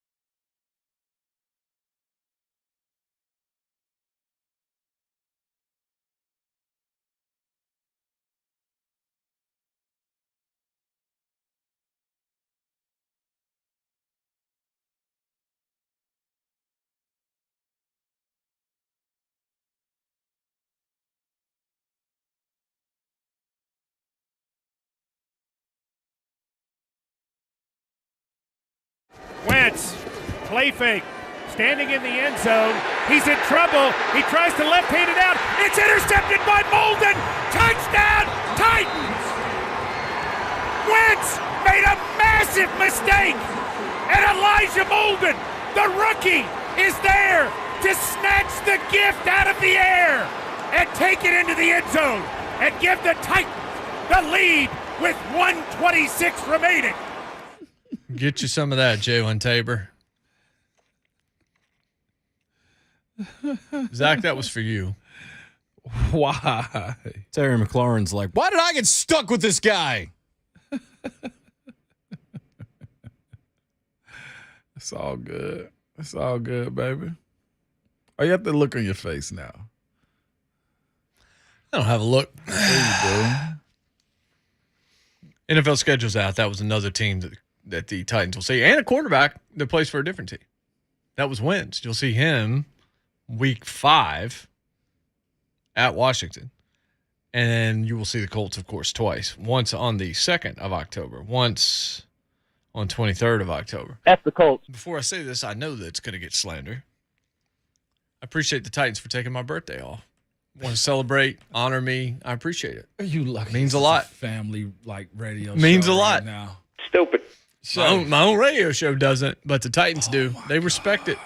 Nobody cares. They respect it. I told you I was going to say it. And There was going to be slander after it. What? When is his birthday again, Shay? Not Don't going know to tell 'cause I you. don't care. Don't we got something to do that weekend? Please be a big time. Anything. It's a bye week. Oh no. I I'm won't going be on in vacation, the state. so yeah. I'll be in Florida. Hopefully. I'm just self-serving himself over here. God. I'm just saying I appreciate that the team wants to So now, take the day off. That's now the you're holiday part of the that team. it is. Where your shoulder pads at, huh, Jay? Where your cleats at? I said the team. I didn't say I was part of them. Well, you made it seem like you was part of them because they're they just took it off. honoring me. They're Not honoring really an athlete. Man, boy, y'all see what I got to deal with here, man. Football teams just, hey, I hope your you know daughter- what? We're going to stay home and enjoy it as well. Hope she messes up your birthday cake. That's what I hope happens that day. Probably won't have a cake. I pray that's the truth. I'm just choosing all types. I know. I'm just. I There's no real need to you go sure there. we can't flex that game, Tennessee? All right, No, it's too early. There's no flexing in October. it's not about your birthday. Well, they'll probably play Jacksonville on my birthday. That's the same thing, taking the day off. When is your birthday? You gonna hit me? It doesn't matter. I wasn't going to hit you with that. January Now I 7th. might. I already Okay, said yeah, it that too is. late. Yeah. That is the TBD. Could that, be the by the 7th or way, the 8th against the Jags. It's one of the most beautiful things that ever happened in my childhood in general. Just what'd you say? It doesn't matter. Who was that? The Rock that started that? Oh my God. It's Billy Gunn on Sunday Night Heat. It was so good. My name's Billy. And God said, it doesn't matter what your name is. I'm Kurt Angle, and I like milk. Yeah, I remember that. Them trying to push milk around everybody. I think that's where Coach 30 got down your leg, too. Because it was all in the Kicks down same my leg. It was all in the same promo. It doesn't matter what your name is. it for The Rock. Oh, gosh. That was a mistake. That didn't work. Rikishi with the heel turn ran over Steve Austin. Although that promo is an epic promo. It was The Rock decent. did. Yeah, that's true. Where he shot strays at everybody. Third hour of the show. Are we? We at halftime? We're at halftime. Oh man. Thankfully. Whew. Savage in the chat this morning already? Huh. We've got Mike Keith coming up in the fourth hour of the show. Jim Wyatt coming up in about 25 minutes. Mm-hmm. Be able to talk to him about the schedule, all sorts of things. If you notice, McCarthy was saying he didn't think it's about market size. I don't think it generally is when you look at the fact that New York only has one. Yeah. Winning matters and superstars matter. Both the Giants and Jets have one game and they're in New York. Mm-hmm. If they were winning, they'd have 12. Because they have the market size to go along with winning. That's the good stuff. And Dallas is royalty. That's the other thing is if you're royalty, like Pittsburgh's kind of been average the last couple of years. Hey, man. Hey, we ain't asked for that. What's Denver? You're average? You ain't average? Gonna sit on, no, below average. No. This ain't got nothing to do with what Pittsburgh do to you. Well, no, the point is they're royalty. My point is they're like Dallas. They're royalty. Doesn't matter what the record is. They're going to get a little bit because they're royalty. Oh, okay. All right. That's not slanderous. Okay. I didn't bring it up. I'm just trying to, hey, be cool. But you tried to turn it into a fight, didn't you? I did. I was real close to just wanting to go that far. Stop fighting. No, Jonathan. Pittsburgh has I don't want 2 Christmases. Pittsburgh's had recent success, and they're a royalty in the NFL. Those 2 things matter too. So they have 5. How many primetime games? 3? 5. Do they still have 5? Pittsburgh has 5? Still got 5. Come on, Jay. You know we got 5. Come on. What does Denver got? I don't know. I'm not talking about Denver. I mean, Denver's been below 500 in the AFC West for years. Ain't nothing you can say right now that's going to be good. I'm just choosing violence, Jay. Pittsburgh should have more than Denver. Even though I wasn't even Denver's saying that. Denver may You have said a better that. record I this didn't year. say that. You said that. I didn't say that. I mean, Denver's a better team now. Titans than also Pittsburgh got is. more than Denver, too. That's probably true. No, it is. They true. should. They were a 1 seed. Denver hadn't made the playoffs since the year they won the Super Bowl. But they got Russ. Exactly. Okay. So they're in more than they would have been. Okay. Denver's another team that's got national appeal, though. All right. Okay. All right, I don't know what this is. Halftime. Maybe I'll be back for the third quarter. Jake Martin and Mo 104.5 The Zone. You really think I'll be listening to you? I ain't listening to you.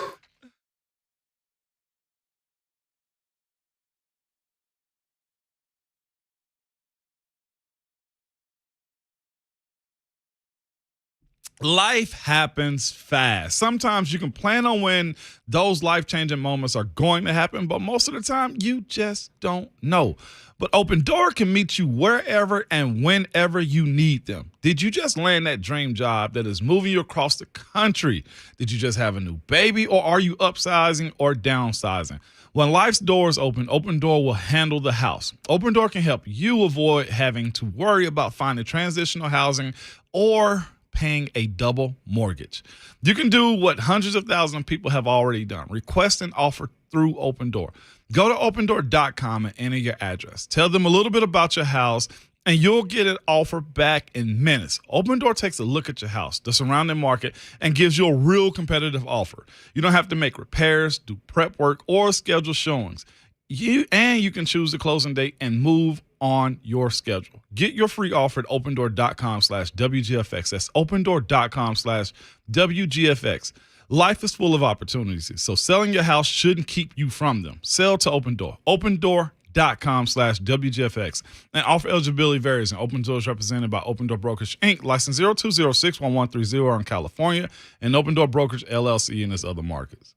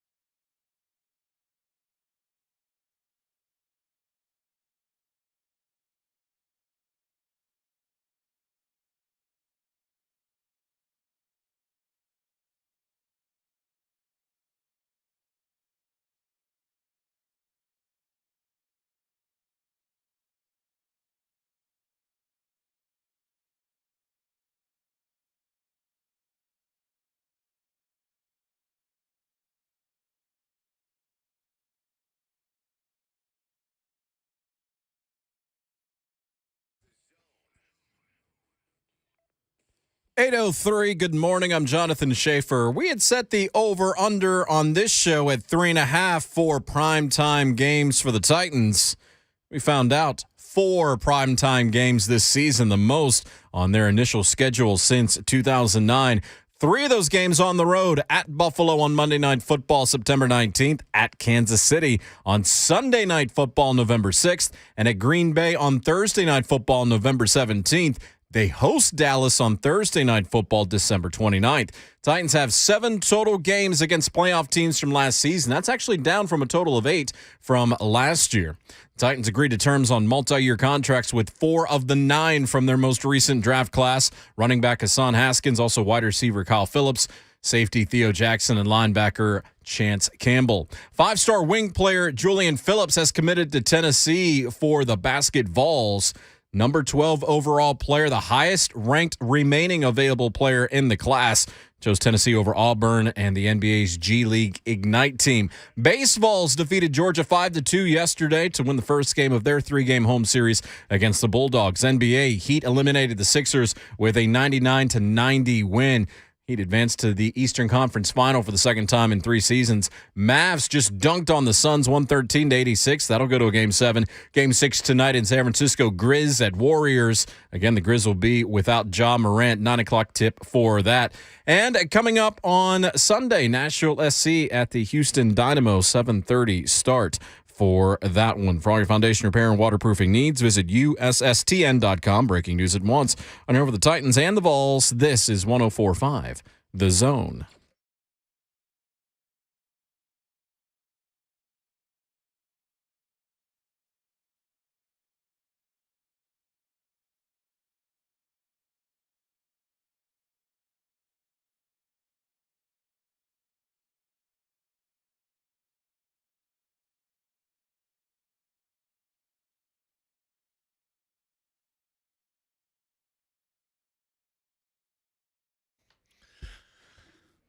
What's happening? Welcome in hour number 3, J Mart and Ramon. Final 2 hours of the JXR week. Upon you, upon us. Blessed to bring it to you courtesy of All Four Seasons Garage Doors. Ramon Foster, Jonathan Schaefer, Jason Martin, Jim Wyatt. Jimmy will join us in the next segment. So, ESPN, I kind of want to read some of this. Go ahead. ESPN 2022 NFL schedule predictions, analysis, and revenge games for all 32 teams. So the NFL Nation reporters for the Titans, of course, it's Tehran, wrote some kind of a blurb about their team in response to the schedule. Man, it is definitely the season of hope, man. That's all I'm going to say. Oh, yeah? It is definitely the season of hope. Let me hear it. So what Tehran is he's a smart guy, and he's not pie in the sky guy. He says tough matchups with the Eagles on the road and at Nissan against the Cowboys could hurt their chances, but the Titans will sweep the NFC East, even though the Washington Commanders and New York Giants have made slight improvements. That's what he said. There's nothing really big there. His over-under, by the way, for them, they also did over-unders, was 9.5. He's like, they should be able to win 10 games. That's what he's kind of predicting is like 10-7. I give him 10. Over 10. Well, we'll see. That notwithstanding, Washington, their writer. Washington wins 10, makes the playoffs. Commanders bolstered their offense with Wentz and first-round receiver Jahan Dotson. Defensively, it'll matter. In 2021, they faced 6 quarterbacks who finished in the top 10 in QBR and 9 of the top 14. This season, they faced 2 who were in the top 10 and only 5 in the top 14. So, double-digit wins for Washington. The Packers won't match. This is from Rob Domofsky, who writes for the Packers, for ESPN. The Packers won't match Coach Matt LaFleur's win totals in each of his first 3 seasons. They will exceed them. He's got them going 14-3 this year. That's tough. NFC North is rebuilding. Games against the 2 New York teams, Philly and Washington, shouldn't be too tough. That's 10 wins. All they have to do is go 4-3 in their remaining games. So he's got them sweeping the division and probably sweeping the NFC East, and then 4-3. That's the minimum he thinks is 14-3 for Green Bay. Minnesota is who I can see pushing back. I don't know if clean sweep for Green Bay. I don't see them being 14-3 without Devontae Adams. I don't. Again, like I said yesterday, The spotlight being on Aaron Rodgers and Patrick Mahomes with these new receivers and them losing their number ones, I think is a big story. I ain't gonna say a big story. It's an interesting topic to be looking at this year if they can continue that on. So if you're going 14-3 as far as Green Bay goes, then that means he's recreated a number one receiver again. Or he's just been so good that he's made a bunch of guys a lot better. If he's 14-3, he's probably MVP again. I would say so. Yeah. Carolina, Sam Darnold replaced after a 1-4 start. This according to their writer, giving way to Matt Corral before October 16th. That's a dude they took in the third round, right before the end of the third round. He's got him by week 6. He's the starter of the team. That's what you're looking at there. If that's the case, they're trying to get a top 10 quarterback. Carolina, that is. Yikes, man. Detroit's going to win 7 games, according to their writer. Minnesota will make the playoffs. This one's just funny. This could happen, but it seems like you probably would have caught this in editing, but they didn't.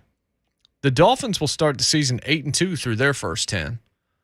That aforementioned stretch to start the season will be difficult, but it's also littered with winnable games. If Coach Josh McDaniels' system works and Miami clicks early, it can start the season on a scorching hot note. Yeah, Josh McDaniels is a coach in Vegas, not in Miami. That's Mike McDaniel. Mike McDaniels. Point there being, that's Miami right there. Yeah. We're not sure who the coach is just yet. They left that in there? Yeah. This is on It's ESPN? Yeah. That wasn't like a and this is a parody. guy that knows what he's doing. This wasn't a parody in it. No. Okay. They just totally they missed it. They'll be pulling that. Maybe off, I'm the first one who saw it. I don't know. Because I was just reading through the article and I happened to notice. I'm like, interesting. Mike McDaniels. Doesn't matter what Josh McDaniels' system does. Mm-hmm. Matters what Mike McDaniels' system does. Let's see. What do they say about the Bills' early season matchup for the Titans in week 2? Bills win an AFC East for a third straight year. Not a bold prediction. It's a trend. Instead, look to the tough start of the season. First 7 games featured 5 playoff teams from last year, Ravens and Dolphins on the road, in addition to those. No easy feat, but Buffalo will get through that stretch going at least 5-2, which sets up well for the rest of the slate. Let's actually look at the Bills' schedule overall quickly. Rams, Titans, then Dolphins, Ravens, Steelers, Chiefs, Packers are their first 7 games. They can do some damage. They can get on track. Now, how many of those are home games? Titans, they have at home. Pittsburgh, they have at home. Green Bay, they have at home. They go to Kansas City, to Baltimore, to the Rams, to Miami. And their bye week, they have a late bye. Yeah. Where is their bye? Do they have a bye week? Yeah, it's probably Bills. Yeah, they have to, Jay. No, they do. Have Okay. a bye. They have to have a bye. No, I know, but it's like I wasn't seeing the date that made sense. It's October the 23rd is their bye. So it's actually 1 week after the Titans bye. One thing that, and Coach Mack mentioned this, I didn't have time to do, is go through the opponents and see who is coming into or coming off of a bye in the game where they're playing the Titans. And so we know, looking at the Bills, they're playing Thursday, and then they have 11 days before they play Monday Night Football against Tennessee. I want to look at the rest of the schedule as it relates to that and see who is coming in rested up or who is planning to go onto a bye after the game as well. And if you get later in the season, you got teams that are going into byes, that might mean they're not as healthy. That's one way to look at it, at least. And with the Titans being their draft, their bye week coming in week 6, they're probably going to see a few teams coming off of their byes, just in general, I would think. I would think so, too. Latter part of the season. But the thing is that don't matter if they don't capitalize on it. With them having a week 6 bye for the Titans, they also pretty much get too many byes, man. Actually, one comes at a very good time. And you hope with the positioning of themselves that the Titans are in a good spot because they get the bye in week 6, and then they play 1, 2, 3, 4, and then they got a Thursday night at Green Bay. And then they get 10 days before Cincinnati. You know, they finish that up, and then they go again, Houston on the 24th, and then Dallas again on the 29th with another 8-day, I think, bye after that before playing that 1-7 or 1-8 game against Jacksonville. Again, there's only one bye this week as far as the playoff goes, as far as the number 1 seed goes. So it's not like you're in a position to rest your players anymore if you got the 1 or 2 seed locked up. It's going to be interesting to see what the Titans fall at as far as seeding when the playoffs come in that last game against Jacksonville meaning something. Is it fair to look at the schedule and do the win-loss thing? I'm seeing that all over TV and media. I just don't know. It's fair to do it, but what stock is it going to hold? I'm with it if you are at some point, but I mean, it's certainly early and it's going to change. It's a thought experiment at best because there's still going to be some roster moves. There's still going to be some free agent stuff. Yeah, injuries. And then, of course, injuries change how you feel about games week to week. But you can look at it and pick win-loss. And maybe we can do that. Maybe we'll do that at the top of the 9. I'll be honest with you. I don't know how to view the Buffalo or Vegas game. I do, but I don't. I mean, I know you can win. You can win any game on the schedule. Tennessee's good enough. And Vrabel's been so good in close games. Usually that's not a consistent thing. So if that goes south, Titans are in trouble. They're going to be playing close games again, just like they usually do. They've got to find a way to keep winning close games, which is maybe the hardest metric. That and health are the two hardest metrics to keep consistency in from year to year. But maybe we'll do that at the top of the 9. If you're looking at the schedule, you can give us what you think the record's going to be and try to justify it as well. When we come back, Jim Wyatt of TennesseeTitans.com, Titans Online. He will join us, get his thoughts on the schedule, what he looks at, where the stretch is that's crucial, all of those things. Jay Martin, 104.5 The Zone.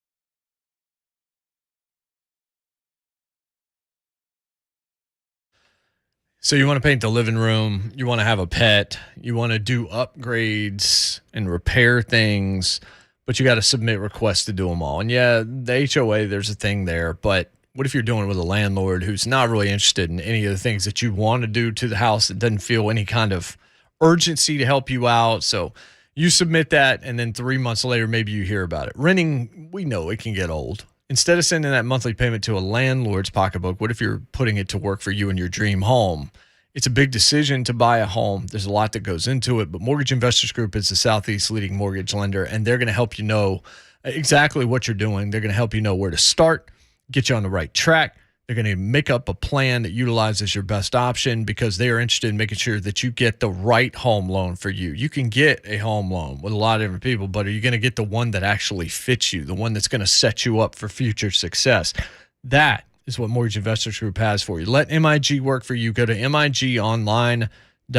That's migonline.com. Find the office nearest you or text MIG to 31399. That's the 3 letters, MIG, to 31399 to get pre-qualified. Mortgage Investors Group, the right home loan, equal housing lender, license number 109111.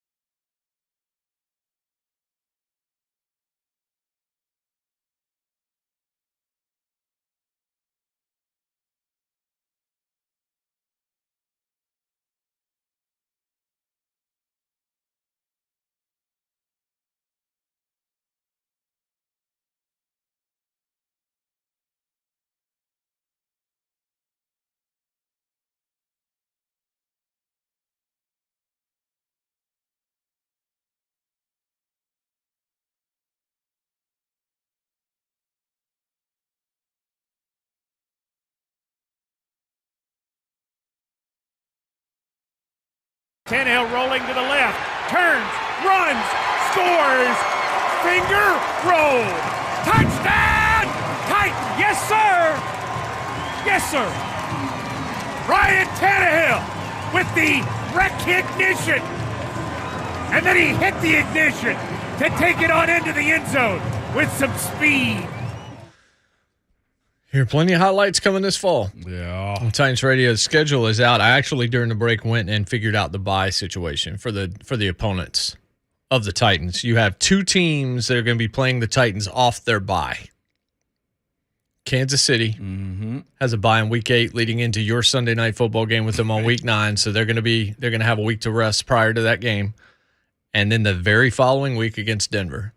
Those are the two teams coming off byes. So you'll see Mahomes and Wilson off of byes. Everybody else, it's sort of at least a buffer week. Indianapolis, bye week is week 14. F the Colts. The latest in the league, along with Atlanta, Chicago, Green Bay, Washington, and the Saints. What about the Thursday nights with the mini bye? I haven't looked too much into those, but I mean, obviously, the two games where you've got a team directly coming off of a bye, their open week is the week before they play you is Kansas City and Denver. Okay. At least from what I see. Now, that was me during a break trying to put it all together. So I'm pretty sure I'm right on that, but I'll continue to look, and we can look at the mini buys as well. Let's welcome in Jim Wyatt, TennesseeTitans.com, to the Mark Smith Real Estate Hotline. Good morning, Jimmy. How are you? Good morning, fellas. How y'all doing? Good morning. Pretty good. So, there's some things that jump out about the schedule. What jumps out to you most now that we know how things are going to stack up for the Titans in the fall? I think November. I mean, you look at a stretch going to Kansas City, playing Denver, Russell Wilson coming here, going to Green Bay on a Thursday night, then the Bengals coming in here on Sunday. I think November jumps off at me. Obviously, when you get 4 primetime games, you'll like to see that. But, some tough primetime games, especially with 3 of them being on the road. Heard you talking about Indy's bye, and that's right about where the Titans were last year. I think Titans bye week, is a little bit early this year, but you get some Thursdays late that maybe give you a little bit of rest on the back end of those. So overall, I think it's a fair schedule, and it's one that gives the Titans, I think, a chance to be in position to do something at the end if they take care of business early. So you mentioned November. The game, first, I mentioned that stretch earlier in the show as well. December the 4th, which is right after that 4-game stretch, is Philly, which wouldn't matter as much except for the fact that A.J. Brown now plays for the Eagles. So I think you got 5 in a row where Titans fans can really begin to sink their teeth into. Those should be some marquee matchups. Yeah, and I mean, I hope AJ does well. I mean, he's got a lot of pressure on him going to Philly. That does make that one more interesting. Certainly, I know he'll be jacked up for it. Titans, the one before that is the one I think a lot of Titans fans will be excited about. I think Channel 2 did a poll last night about the game people are looking forward to the most. I think that's the one that's on there, just the Bengals coming back in here to try to erase some of those bad memories from last year. But, it's interesting. I mean, the Green Bay game on a Thursday night is going to be tough. It's, getting ready for Dallas on a Thursday coming off of Christmas is going to be challenging. But, every team is dealing with these parts of the schedule that are going to be rough, and you just hope you can stay healthy. I know I heard you guys talking about doing predictions. It's just so hard to do. Yeah. Because you don't know what teams are going to have as far as health goes, and you just don't know. You look at some games right now, and you think, okay, this is going to be tough, and this team doesn't pan out. And you look at a team, like the Bengals last year, that not a lot of people expected a lot out of them, and then they end up going to the Super Bowl. So we'll find out here once they start playing. Looking at it, I know Jay brought up, y'all talked about a second ago that, starting in November. But if I was being honest about it, I look at, New York Giants, that first 4 or 5 games before that bye week, even Washington. I know they got Carson Wentz, but they got a really good head coach, Ron Rivera. And, that defense, I look at just the challenge of, Derrick Henry running against that defense, or Indy's for that matter. And, the Vegas, like the challenge to start the season off isn't the easiest one either. Yeah, I agree. And in October, when I saw the schedule at first and I started looking at November, there's no question November is a tough stretch with all those playoff teams from last year. But October is a critical part of the schedule. And When you got your division rival twice in the same month, within a couple of weeks of another, two really tough games there. I agree. I mean, Vegas coming in here is tough. Buffalo on the road's tough. It's not really easy to find an easy stretch on the schedule. I like the end where you got 3 of the last 5 at home, at least, and 2 of them against Jacksonville. If they're limping to the finish, like they have been a lot of years, and it's probably good to see them. But I'm sure the Colts thought the same thing last year going into Week 17 facing them. And that's where I was going to go also is the fact with the Colts. I always thought, those type of matchups, especially with the way the division is kind of set up as far as it's really the Titans or the Colts. I figure they get one early and one like way later. Honestly, where this Houston game is at, where you wager a little bit, how do you think they actually miss that scheduling of those two opponents with the Colts and the Titans? Yeah, and I think it happened last year with the Colts. They're in close proximity. Yeah, so I don't know how that happens. I heard Mike North. I was driving home last night, and I heard him on national radio just talking about the schedule and how. And I think they did a good job with the schedules across the league. I haven't looked at some of the other teams as close as I have the Titans, but I just think the computer systems they use, the analytics they use, trying to work in the television contracts to make it fair. I mean, I think they're at a place where they do it as well as they've ever done it before, but there's still some quirks where, I personally hate to see, like let's say you got somebody hurt, early in the season, and they'll miss both those games against the Colts. I'm sure the Colts are looking at it the same ways. I prefer to see those spaced out, but you got to consider that they're looking at all 32 teams and not just yours. Yeah, it is strange. We got used to, what was it, a few years ago where you had Gabbert have to play for Mariota against Andrew Luck that night in the rain in the final game of the season, and the division was on the line. The winner was going to the playoffs and the loser wasn't. You likely don't have that scenario with Jacksonville getting the Colts out of the way early again, but I guess you can't make everybody happy. There's always going to be some things. It's just like the NCAA tournament. Sometimes the bracket feels a lot more unbalanced, but there's a whole lot that has to be taken in with 32 teams, making sure you don't have duplicates, making sure all the networks are paid off. There's just a lot that goes into it. Yeah, and it wasn't too long ago when certainly Titans fans were upset that they weren't getting enough primetime games. That was the biggest beef when the schedule came out, and now you get 4. I mean, unfortunately, 3 of them are on the road. I'd like to see a 2-2 split there, but Titans are getting some national recognition. They're going to get a chance to play on primetime, which is a great opportunity for players that are wanting recognition, wanting Pro Bowl votes.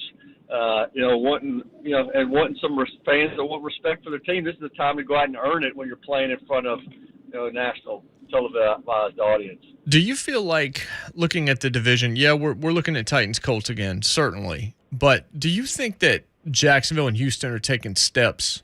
What kind of steps do you think maybe the question is this: how much better do you think they are than last year's version of those teams? Obviously, Doug Peterson from Urban Meyer is a big-time step in the right direction, but looking at those two franchises, what's reasonable to expect for what they can do?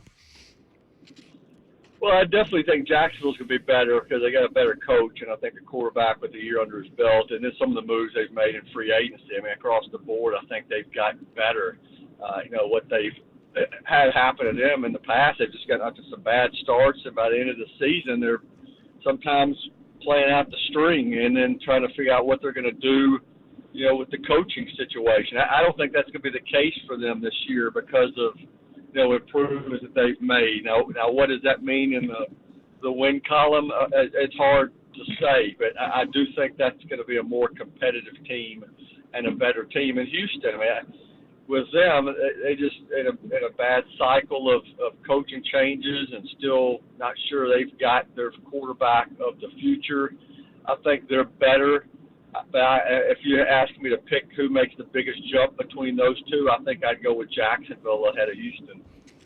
Jim, Jay made a comment earlier. It's very fair also. He was mentioning the stars versus superstar type of thing. He mentioned superstar. Derrick Henry is a superstar, and you've been around this league long enough to know that in order to build your legend, it's not the 1 o'clock game. It's not the 3 o'clock game. It is the primetime games. So if you want to elevate guys like Jeff, like Bud, like Wyatt even more, then those are the games that you expect them to show out in, no matter who the opponent is, right? Yeah, I agree. And you're going to get a great chance to do that right out of the gate against Buffalo. I mean, that's a team that's going to be chomping at the bit to play the Titans over what's happened here in Nashville, in recent years. But, yeah, I mean, and the Titans have fared well in some of these games. Last trip to Green Bay, obviously Derrick Henry didn't play well in that game, and a lot of guys played well in that game. So when you're going up against the best teams in the league, and that's that's going to be the Bills, that's going to be the Chiefs, that's going to be the Packers, and I'm sure the Cowboys are going to be in contention, maybe trying to lock up a division title in December. Those are the times when you've got the most eyes on you, and and these guys are going to get a chance to kind of show themselves in those big matchups. I mean, those are fun. I mean, those are the games that you look forward to the most. But obviously, you got to take care of business in some of these other games. And for me, I think that Giants game's critical. We saw what happened here in the season opener last year against the Cardinals. Last thing you want to do is stumble against the Giants and have to go to Buffalo facing the possibility of going 0-2. So that's obviously one that everybody's going to be gearing up for at the start. But obviously, I look forward to those primetime matchups myself. The other part of that, too, is playing those type of games, but just in general, the opponents this year, you're repeating some of them. Like, I kind of look at this Titan schedule and say, this is the get back, either for them or either for the people they beat and embarrassed last year. Buffalo, that game's going to be huge for Indy both times. Green Bay trying to get back at them, and then you got to go at Kansas City, and, of course, in AJ on December the 4th. Just in general, I know we say 17-0 when you're looking at the outlook of the season, but the idea that you really got to go into defense mode when playing some of these teams this year can't be an understatement of the way the Titans got to come out and play from week 1. Yeah, I agree. If not, you get embarrassed. And there's some games on that schedule too that the Titans will be, they'll be looking for some payback themselves. I mean, it's the first trip to Kansas City since the AFC Championship game. I know the roster's changed a lot, from then. A lot of people that played on that team weren't around, but there were certainly a lot of guys that were a part of that Bengals loss last year that will be looking for some payback. But when you've won the AFC South 2 years in a row and you're the number 1 seed, and you've beaten a lot of these teams in recent years, I mean, teams are not going to take you lightly. They're going to be gunning for you. So Titans are going to have to go in this year knowing it's going to be a tough battle each week. And they're playing, I think it's 7 teams that went to the playoffs this year. They're playing 5 teams that won their division last year. It's there's not an easy stretch on this schedule, and that's why it's going to be it's going to be tough. Jim, what's most intriguing to you with rookie minicamp? What are your eyes on first? Well, I'm obviously Traylon Burks, looking forward to seeing him in uniform for the first time. It'd be lying to say if Malik Willis is. I'm not looking forward to seeing him, and I think for Malik Willis, I don't think he's not contending to be this team's starting quarterback, and I don't know that.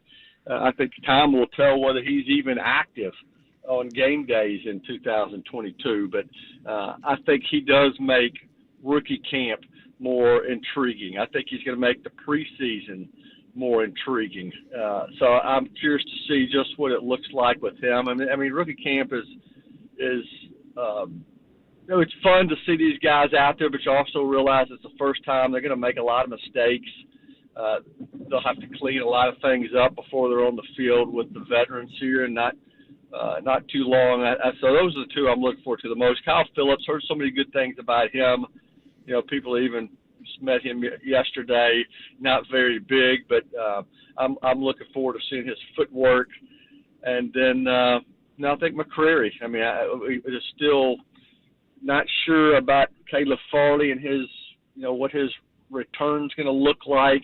I think that puts McCreary on the spot, and this is first crack looking at him, just seeing how he performs in some of these non-contact practices. You've been with the team for a long time and covering them for a long time, Jim. Is there a moment in a rookie mini camp in the past where you looked at somebody and you were like, oh my gosh, like you just knew in that moment you were watching something special? I know it's hard because you don't necessarily have the other guys out there to evaluate them against, and it's like trying to pick a quarterback based on how they throw in shorts. But when you're looking at somebody at a rookie mini camp in the past, did anybody really just jump off the page to you? Well, I mean, it's recent, but A.J. Brown, I mean, he just so, physically gifted and catching the ball out there with one hand. I'll never forget that, just seeing his legs and how big they are for the first time. I mean, you could tell he looked the part. And, Kenny Brett, I mean, he was another physical specimen, unfortunately for him. Injuries kind of, kept his career from really taking off early. But, I kind of always tend to look at the skill position guys. But it is fun to watch this process because it is, like first day at school for a lot of these guys, and they do make mistakes, and you can tell they're nervous. We're going to get to talk to a lot of offensive players after practice today. A lot of the defensive players are going to talk tomorrow, but it's kind of interesting just to kind of hear them, as they go from being, the guy at a lot of their colleges to now just trying to fit in on a new team with a new coaching staff and getting yelled at for the first time in a while. So, I mean, it's fun to watch these, and it also kind of signals the real start of, hey, we're getting ready for a football season. So you do your mailbag, Jim, real quick before we let you go. You do it weekly, and obviously you talk to the fans continuously as they send you information. The Bengals game's about the lowest we've seen the fans in a while, at least with the way that we accepted phone calls and the comments that we've taken. Do you feel like there is hope now that the draft, whether it's Malik Willis being part of the future or all that, like, I mean, AJ goes and everybody's down in the dumps, and then you start to see a little bit more after that. Do you feel like the fans are starting to come back, or is there still some leftover malaise from the Bengals? Well, I think it does go, ebbs and flows there, because you're right. After the Bengals game, it was about as ugly as I remember it, and then things, got a little bit better, and then AJ trade set some people off again. I will say I have, and then I think some of Ryan Tannehill's comments certainly about the mentorship, what I personally think got overblown. I think people are starting to come back on him a little bit, backing him more after the way he handled himself at the press conference and some of the things he said about how much it meant to him. So I think people are kind of coming back on him. I think fans are understanding why the A.J. Brown trade kind of went down. And now after the draft, now after the schedule, I do think people are, every season brings new hope and optimism, and it's kind of a turning of the page, so to speak. So I do think it's now more looking ahead and less looking back. But I'd be lying if I said I don't still get some of those ugly ones in there where people are wanting to vent. Yeah, we get them too. Jim, you're the best, brother. Thanks so much. Have a good weekend. Okay, appreciate it. Have a good one. Thank you. Indeed, that's Jim. Jim Wyatt, TennesseeTitans.com, Jay Wyatt Sports. So, I've seen, it does seem like it's turning a little bit. Yeah. Even if you watch our chat, you're seeing people that are starting to sound this whole 15-2. They sound like that. We're going to try and do the win-loss thing, and I've been trying to do it, looking at it. It's very difficult, and there's a whole lot of toss-ups trying to figure out how these games are going to go, and you don't know what team you face by that point in terms of injuries and all that. We're going to do our best at the top of the 9 o'clock hour to kind of go into that before Mike Keith comes. We'll go back into some of the stuff we talked about with Jim Wyatt next. Jay Martin Ramon, 104.5 The Zone.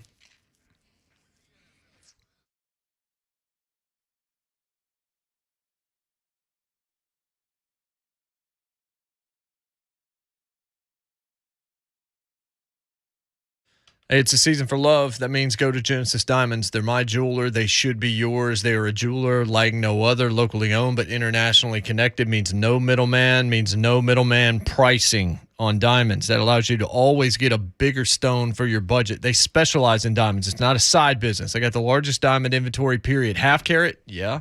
How about the rare 10 and 15 karat? Yeah, all shapes, all certified and graded by the GIA, so you can buy with total confidence. If you don't know much about diamonds, you don't have to worry. Genesis non-commissioned experts are going to teach you all the tricks of the trade. You'll learn to buy like a dealer buys, and you're going to learn ways to really maximize that budget. And women, Genesis is the jeweler that carries the designer that you want. All the big names from New York and LA, premier names. Genesis has them all, literally thousands of handcrafted, one-of-a-kind rings to choose from. Celebrate your love this spring with help from my friends at Genesis Diamonds, voted best jewelry store, best place to buy an engagement ring every year. Genesis Diamonds and luxury pre-owned Rolexes, Green Hills, and Cool Springs.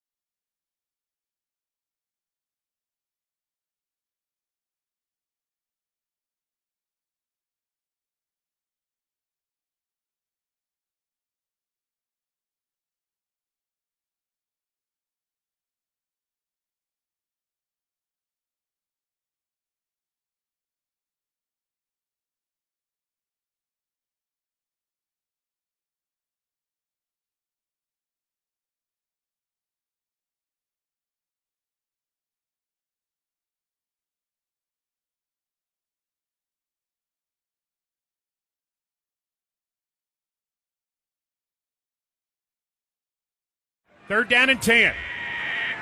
In the shotgun, Lawrence takes the snap. Feels heat. Steps up, throws, got it complete at the 31. Losing the football is the tight end. The Titans have picked it up with Byard to the 20, to the 10, to the 5, to the end zone.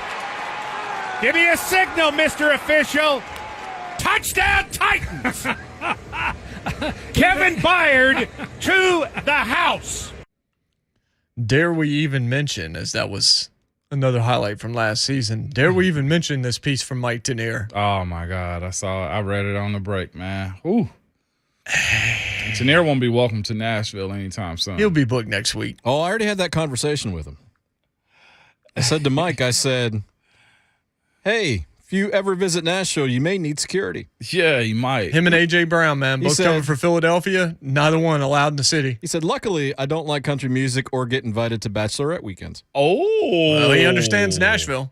The country music portion's overblown. There's music of all types here, but bachelorette party, spot the lot. He doubled down on that. Well, he's just talking about stereotypes. I know. I mean, I'm just saying in general. But WWE, every time WWE comes here, it's like, let's go show Tootsies.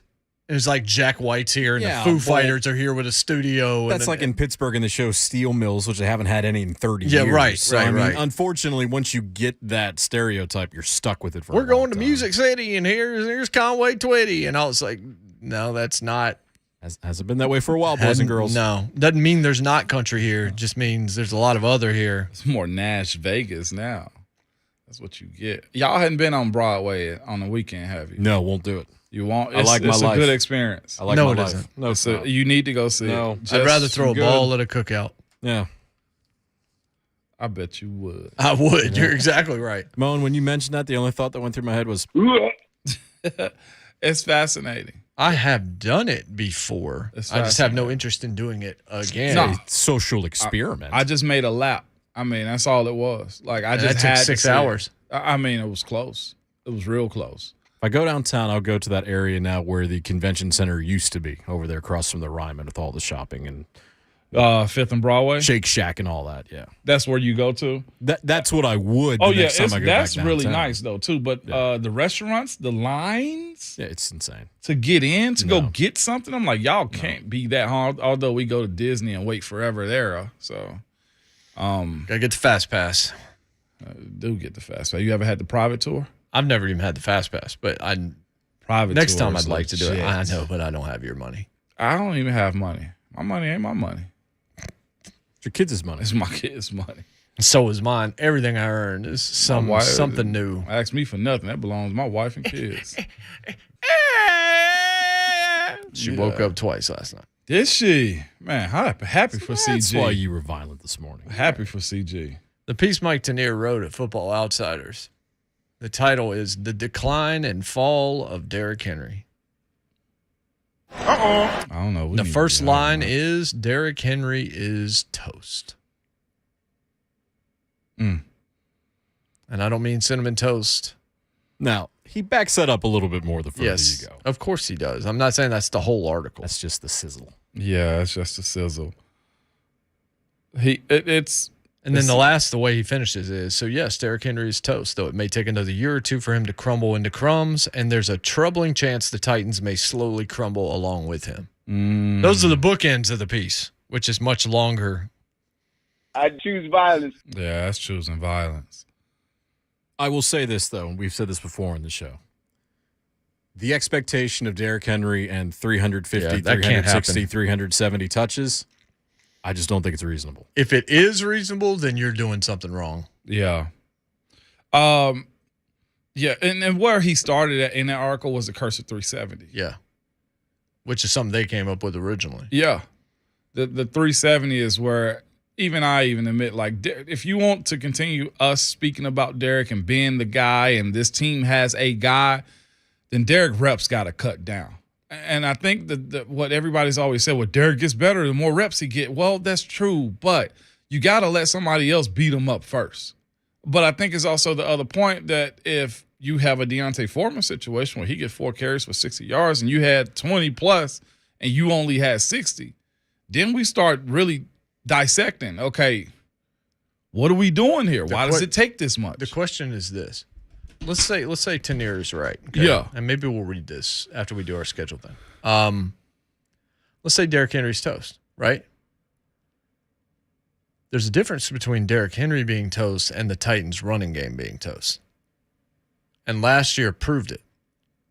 Just because Derrick Henry is toast doesn't mean that their offense can't succeed doing the same thing. Now, we don't know that it can, but there is a difference between one player being past his prime and being on the way down and not being able to be the same back again and losing a ton of production from that position, because they didn't lose a ton of production last year.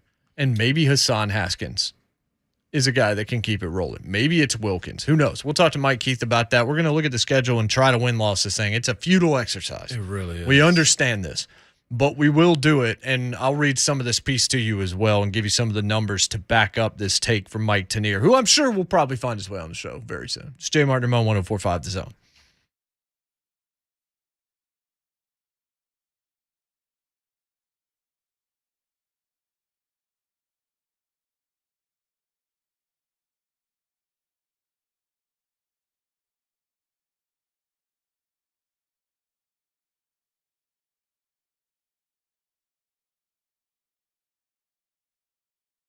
Spring weather in the South can get a little complicated. One day it can be warm or even hot. Like we had some 90s. I think yesterday it was 90. And I know you turned on your air conditioner. But at night it can get a little chilly. Maybe not last night, but some people do, and they got to turn on the heat to keep the house warm and comfortable. It's Ramon Foster, and I have the heating and cooling company that can take care of all of your HVAC needs, and they are Spring Hill Heating and Cooling. They got over 20 years of experience serving all of southern Middle Tennessee. Spring Hill Heating and Cooling is a family-owned and operated company that prides itself on outstanding customer service. Spring Hill Heating and Cooling offers cost-effective solutions such as free service calls for a repair and free estimates on replacement systems. They also back their work with 10-year parts and labor warranties and up to 72 months of no interest on new installs. So be ready for the spring or these hot summers or anything that may come your way by getting the best indoor air quality thanks to Spring Hill Heating and Cooling. They have 2 locations to serve you, Columbia and Lyles, and available anytime at springhillac.com. Go talk to the people I know at Spring Hill Heating and Cooling.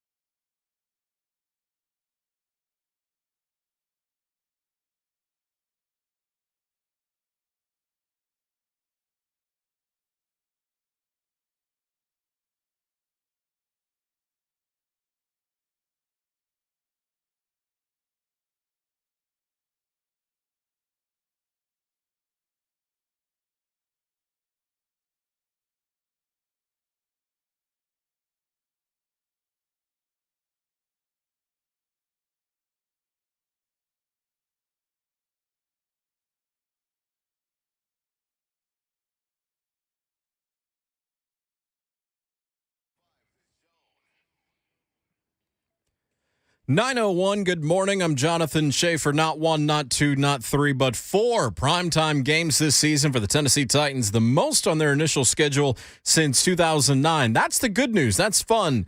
The bad news to that is 3 of those primetime games on the road: at Buffalo on Monday Night Football September 19th, Kansas City on Sunday Night Football November 6th, Green Bay on Thursday Night Football November 17th. Hopefully it won't snow again like it did last time. They host Dallas on Thursday Night Football on December 29th, next to last week of the regular season. Titans have 7 total games against playoff teams from last season, for what it's worth. That's down from a total of 8 the Titans had entering 2021. They've agreed to terms on multi-year contracts with 4 of the 9 players from their most recent draft class, including running back Hassan Haskins, wide receiver Kyle Phillips, safety Theo Jackson of EFL, and linebacker Chance Campbell, rookie minicamp this weekend at St. Thomas Sports Park. 5-star wing player Julian Phillips has committed to Tennessee. The Basket Vols pick up the number 12 overall ranked player, the highest ranked remaining available player in that class. He chose Tennessee over Auburn and the NBA's G League Ignite team. The Base Vols defeated Georgia 5-2 yesterday to win the first game of their 3-game home series against the Bulldogs. To the NBA, Heat over the Sixers 99-90, eliminating Philadelphia. Heat advanced to the Eastern Conference Final for the second time in 3 seasons. Mavs all over the Suns 113-86.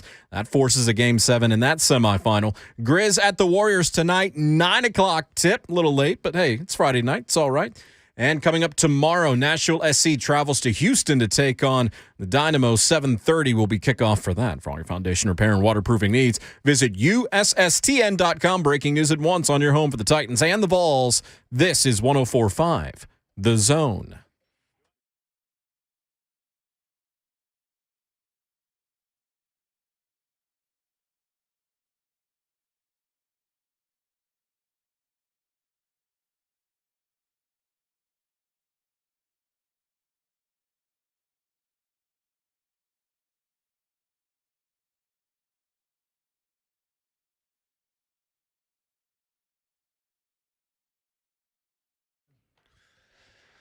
What's happening? 4th hour, hashtag fastest 4 hours in radio is upon you, upon us. Blessed to bring it to you, courtesy of All 4 Seasons Garage Doors. It's our final hour of the week. Mike Keith will help us out in the next segment. Talk about the Titans' schedule. This Derrick Henry piece from Mike Tanier saying, look, it's kind of over. Decline and fall of Derrick Henry. It's based on some numbers to Football Outsiders. I want to read it all. It's interesting, to say the least. So we're definitely going to parse more of that. But the starting line is the one. Derrick Henry is toast, period.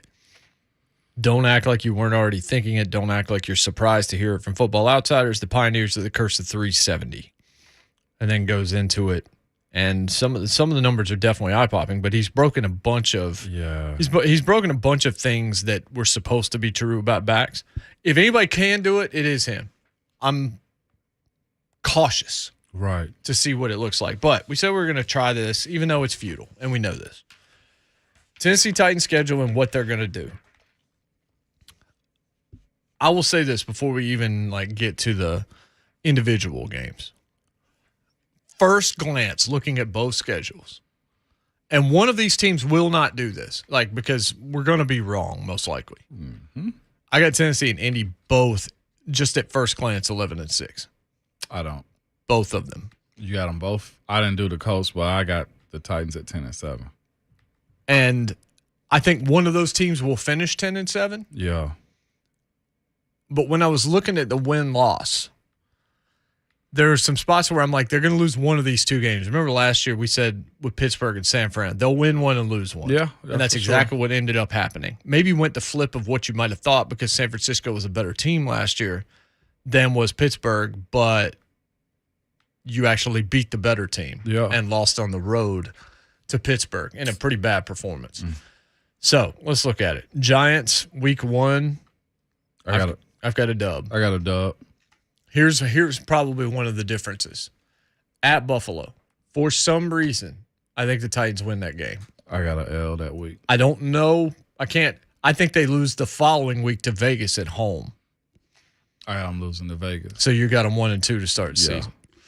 All right, I've got them 2-1 at that point. At Indy, I've got them losing that game. I got them winning that one. At Washington, I've got them winning. I got them winning Washington also. So I've got them 3-2 going into the bye. I got 3-2 in the bye also. It all depends on opponents. I got them winning losing 2 AFC games. This, again, is very crucial this year as far as AFC goes. Especially if you're in a tight division where you might have to try and be in a wild card that's going to be loaded. Yep. After the bye, Indy at home, I've got them winning. I got them losing Indy at home. So you've got them I got winning them on splitting. the road, losing at home. I got them splitting too. I just got them winning at home. Yeah, I got them splitting. I got them at Houston winning. I got winning at Houston. All right, here's one of my contingencies. At Kansas City and home for Denver. I think they win one of those and they lose one. I tend to believe they're going to beat Denver and lose to Kansas City on the road. I got them losing KC, losing Denver. I think both those teams could beat them. I think they could beat both those teams because I've seen it happen. And I don't know that Kansas City is as strong. And I want to know by that point what Kansas City team we're looking at without Tyreek Hill. Right. Both those teams are coming off of buys playing you. So I think you split those games however it goes. At Green Bay, I think is an L. I got an L. Because Green Bay on Thursday with Aaron Rodgers in primetime, he usually shows out in those games. So I got 3 L's in a row. And I'll say this too. This is, again, we preface this by saying this is just a prediction. Yeah, it's going to be wrong. I hadn't really put a whole lot of thought in it. We don't know how teams are going to be built. This is just where I said they would be. I got 3 L's in a row. But again, you were the number 1 seed last year and just pretty much trumped everybody. And it didn't matter in the playoffs. This regular season matters as far as getting in. Yeah, it does. And that's all it does. Cincinnati and Philly's another one where I think you win one and you lose one. I got them actually winning Cincy, and I got them winning Philly. I got them beating the Bengals and losing on the road to Philadelphia. And I know I always go off on Cincy or any AFC North opponent. Cincy got to show improve a lot this year. Like they really do. And because of that, I think they're a different team, but I see a little bit of pullback. Like, oh, you got us last year. Now we know exactly who you are. So I attack you different now. It's the way I'm looking at Cincy. The one problem that they had was O-line. They addressed it. They're a lot better there. They didn't lose any skill talent in the process. No. They're definitely to improve it just because they've gone from one of the worst schedules in the league to one of the best. So that it's going to be a different challenge for them. Yeah. There. So I got Titans beating Cincy and beating Philly. Okay. I've got them losing to Philly. That's just a gut feeling kind of thing. That's like Pittsburgh last year. Yeah. Going on the road up there. It's probably going to be cold. It's just going to be I think it's going to be a weird game. Just in my head, I do. Jacksonville, I think you win. Yeah, you got Jacksonville. They'll sweep Jacksonville. Chargers, I thought long and hard because I don't know yet until I see it how much I buy into Staley's ability late in games not to Anthony Lynn the thing. Yeesh. But I love that roster. And they got better with J.C. Jackson. Herbert's a stud. It's on the road. You're going West Coast. It'll probably be the Tony Romo game. Yeah. One would think. The Nance Romo game. I've got them losing to the Chargers on the road. But I wavered on it. I got them losing to the Chargers on the road. Then I've got them winning 3. Yep. They Houston, went out. Dallas, Jacksonville, I think they went out. And to me, that's what I prefer. As far as the end of the season. If they win 5 straight, cool. But that streak of like the feeling of winning towards the end of the season is going to be necessary. I don't know if they're going to be the 1 seed this year again. That's just I don't think they will be. Shafe, what do you have? There's 3 games I can easily flip on win or loss. Yep. Denver, Cincinnati, and Dallas. So the first time I looked at this schedule, I have them down as 11-6 and can easily go 10-7 with that Dallas being a coin flip game. Yeah. That's how I look at it. Yeah, I think we're kind of close. Here's the thing, though. Because I'm with you when it comes to Kansas City, Denver. It's going to be 1-1. Split, yeah. I think they're going to split. I think they lose at Kansas City. They win against Denver. Lose at Green Bay. Win against Cincy. Lose at Philadelphia. Oh, so you have almost the exact same thing I do. Lose at the Chargers. Yep.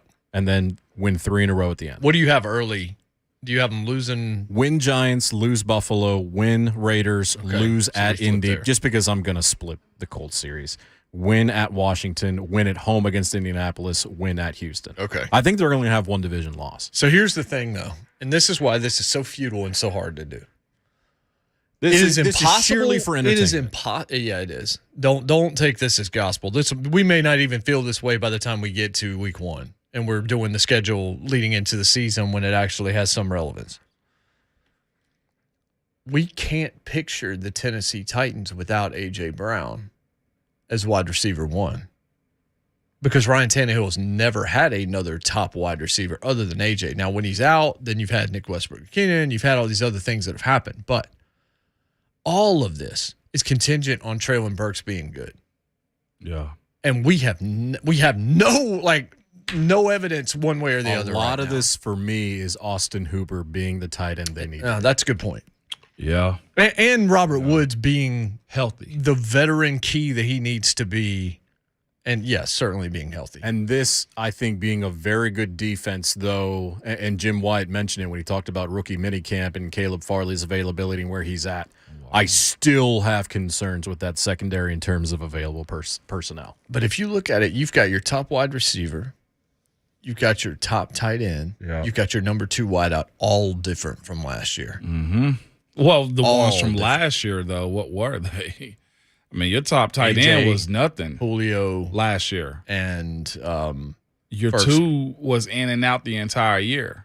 You know? You want Tim Kelly to have the perceived impact on the offense as we perceive Correct. that Jim Schwartz had on the defense. Correct. We got a comment, Luke Allen, in the chat that says he got him 11-6. L's to the Bills, Pack, Bolts, Washington, Broncos, and he even got 1 Houston as a L. I mean, look, you could drop one of those division games. Sure. I'm not going to predict it, even though it's absolutely possible. Mm-hmm. It could happen. It happened last year, did it not? Yeah.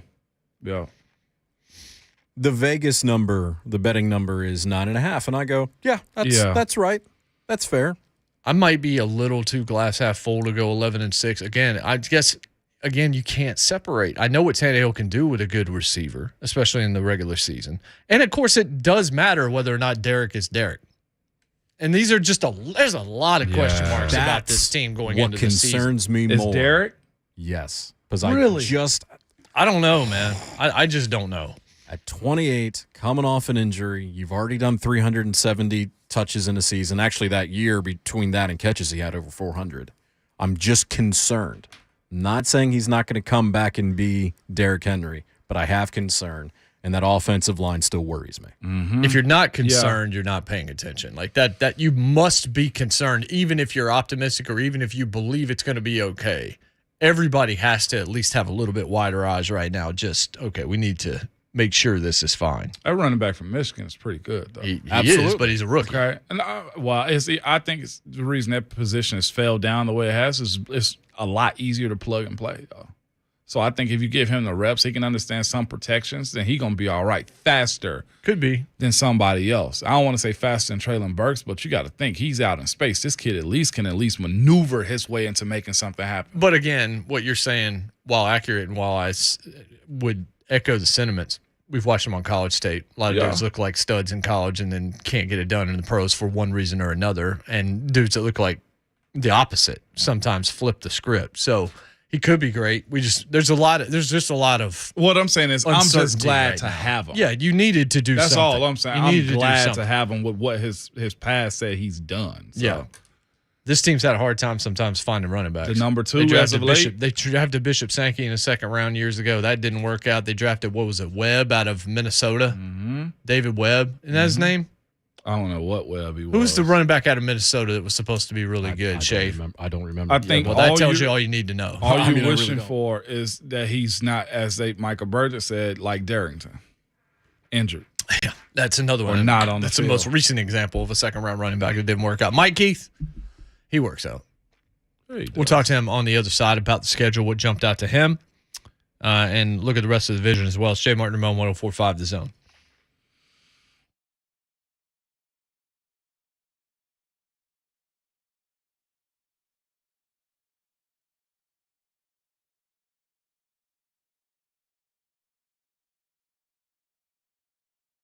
It's Window Nation's graduation sale. So if your old windows are failing and you know they are and just not making it great, here's your homework assignment. Call Window Nation and get to the head of the class with 0% financing for 5 full years. That's 60 months if you didn't add that up or your grade's not great. And you can get 2 free windows with every 2 you buy. And you got to ask yourself, well, Ramon, why am I buying windows? Well, maybe you're renovating a house. Maybe you're renovating your house and you need to make it look better and also be more energy efficient on the inside, because when it gets hot and your cold AC seeps out, guess what? You're going to have to pay for it again. Yeah, you are, and it's not going to be as comfortable either. Weather impacts your windows big time. Hot days, cold nights. That means your caulk is cracking. You got seal failures. You got condensation. If you see condensation on the inside of your windows, you need to call Window Nation, like immediately, especially with the deal that they're offering. Over 10,000 online positive reviews, and we don't often mention in addition to what they do in terms of measurements to make sure it's properly fitted and how many windows they're doing. They've got comprehensive lifetime warranties on the entire window, including the glass. Installers with nearly 2 decades, over 16 years experience is the average installer, and they've done over 20,000 windows individually. That right there makes me want to trust them. That right there makes me want to make sure my windows are right. And now's the time to check. Look over every single window in your home, because 2 free windows every 2 you buy, as many as you need, no interest for 5 full years. That's 60 months.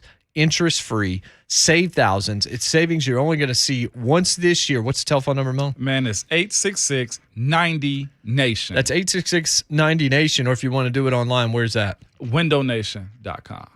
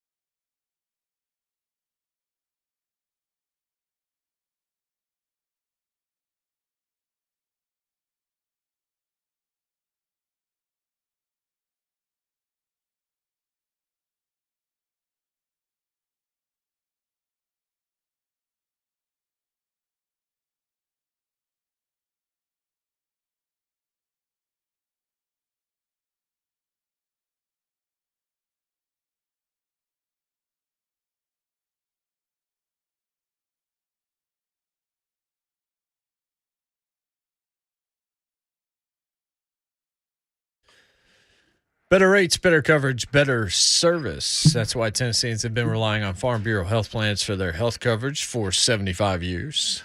And they bring us Mike Keith, voice of the Tennessee Titans. He's with us right now. Mike, good morning. Good morning, Jason. Hello. Good morning, Mike. Is Ramon there? He's here. Good morning, Ramon. How are you this morning? I'm delightful, and you? If I was any better, my name would be Mike. There you go. Mike, several things. We talked to Jim Wyatt about this, and we just did this stupid futile exercise and admitted as we were doing it, it's going to be wrong to do the win-loss totals when we have no idea who's going to be healthy by the time those games happen and what even the rosters are going to shake out like. But what jumped out to you first about the Titans' schedule now that we know it officially? November. Mm-hmm. They're playing 3 Hall of Fame quarterbacks in a row and probably a fourth. I mean, that's pretty tough.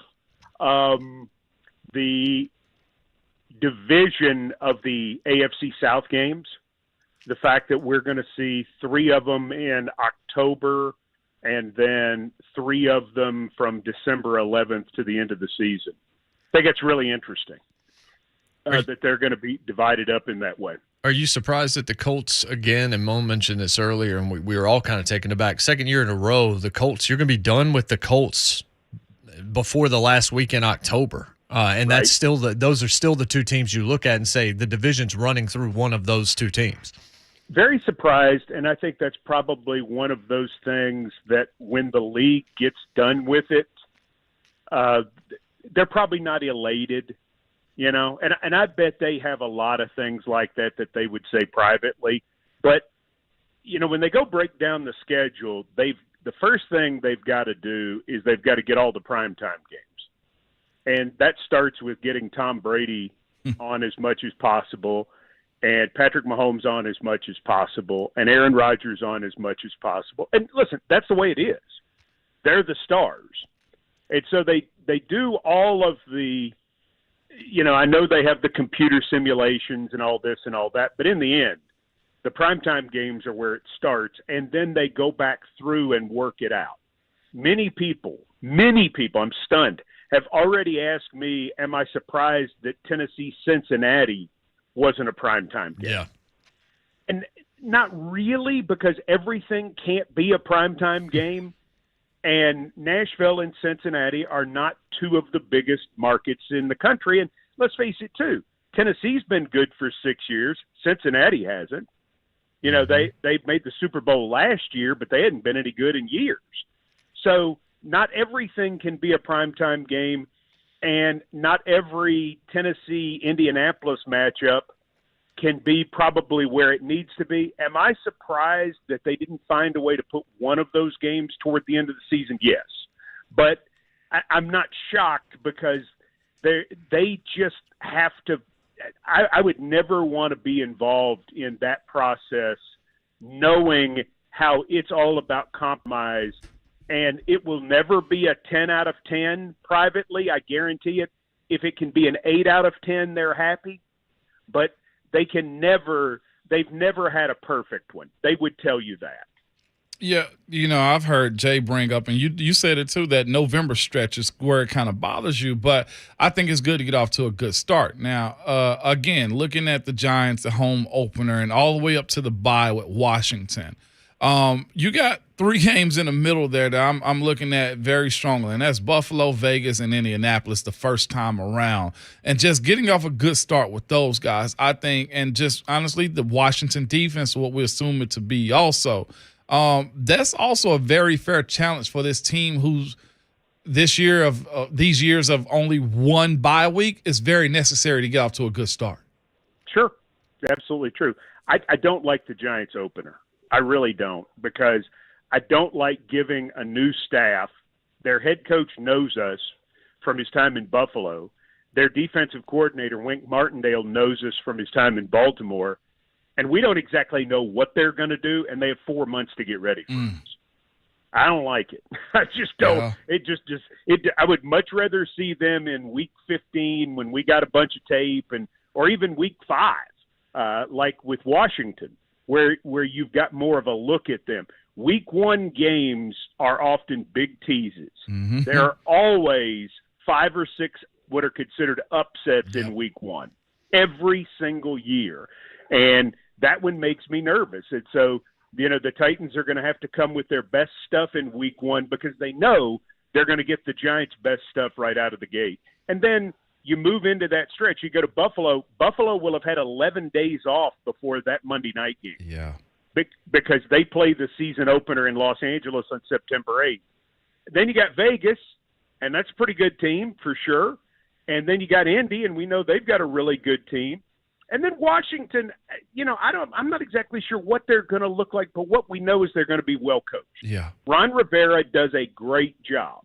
And how he has navigated that mess, just go with that. I mean, everything that's wrong in Washington right now is non-football. The football team, they're doing fine. Right. They're having to rebuild and they're progressing. They hope they found their quarterback. But you get the idea. They're stable.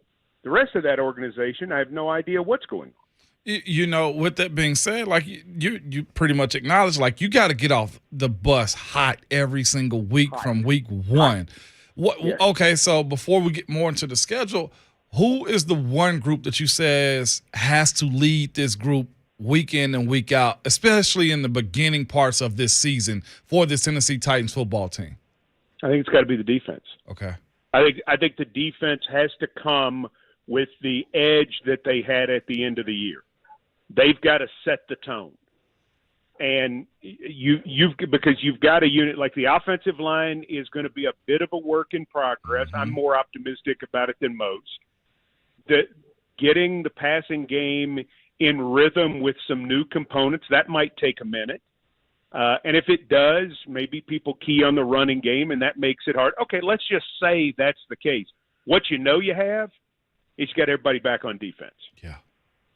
And you've got some folks, and you've got to have that group step up and be really, really good from the jump. If you do, then you take a little pressure off the offense. You give them a little time to grow together, and you're still able to win some games during that process. And, that's kind of what everybody goes through every single year is they've got a little something they've got to tweak. And so they've got to rely on their strength to get them through that time.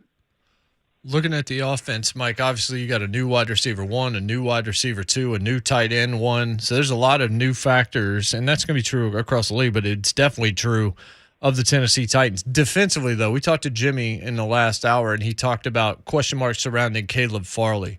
Where are you right now on Caleb? How big of a question mark is what he's going to be able to do this season and whether or not he's ready and when and all of those things? I'll just say this, looking out my window, I don't have any questions. How about that? Yeah. I think he looks fantastic. What they're telling you is true.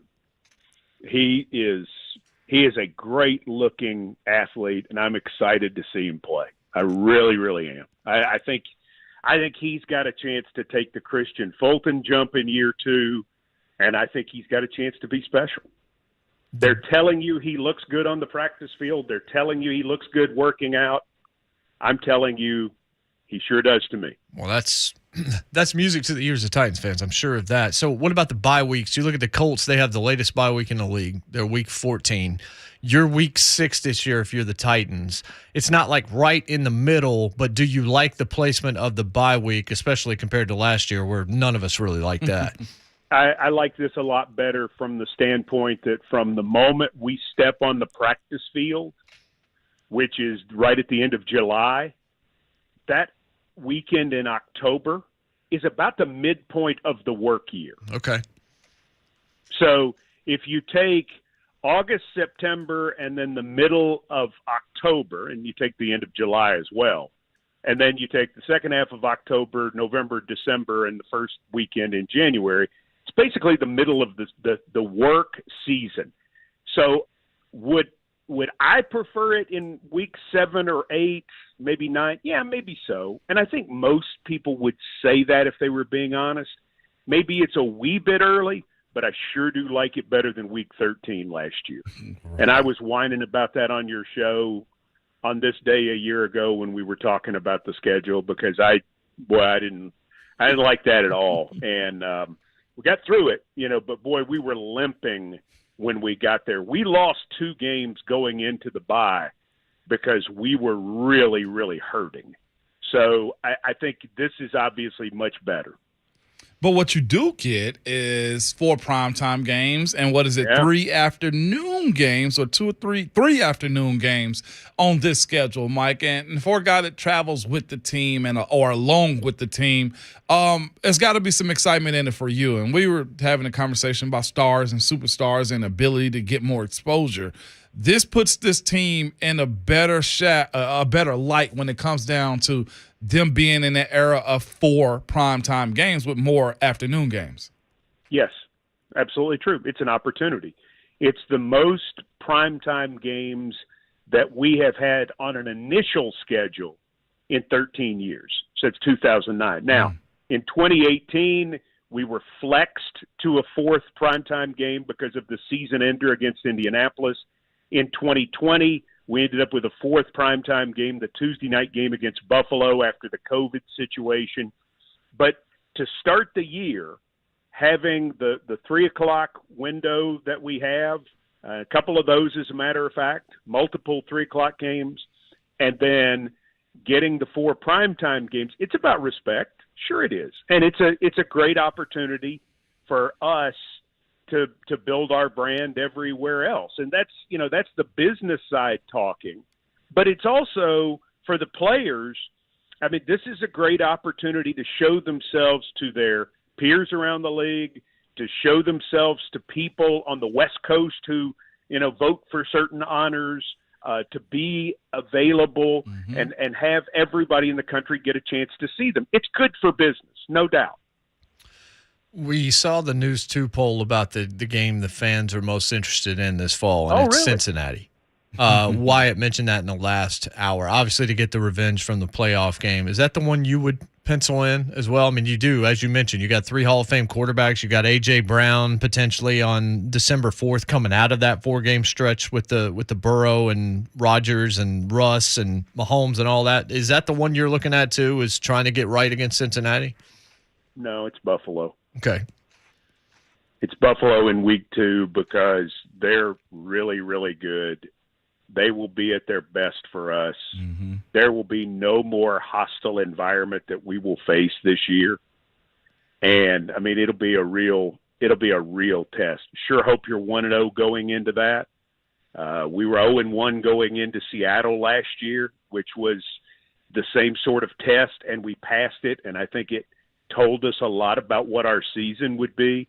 I think that game will tell you a lot about what your season will be, because you're measuring, in my opinion, against the most complete team in the AFC. They were the most complete team in the AFC last year. They just were. Offensively and defensively, you look at their stats, and they were phenomenal. And, they let it get away against Kansas City, in 13 seconds and then lost in overtime. I get it.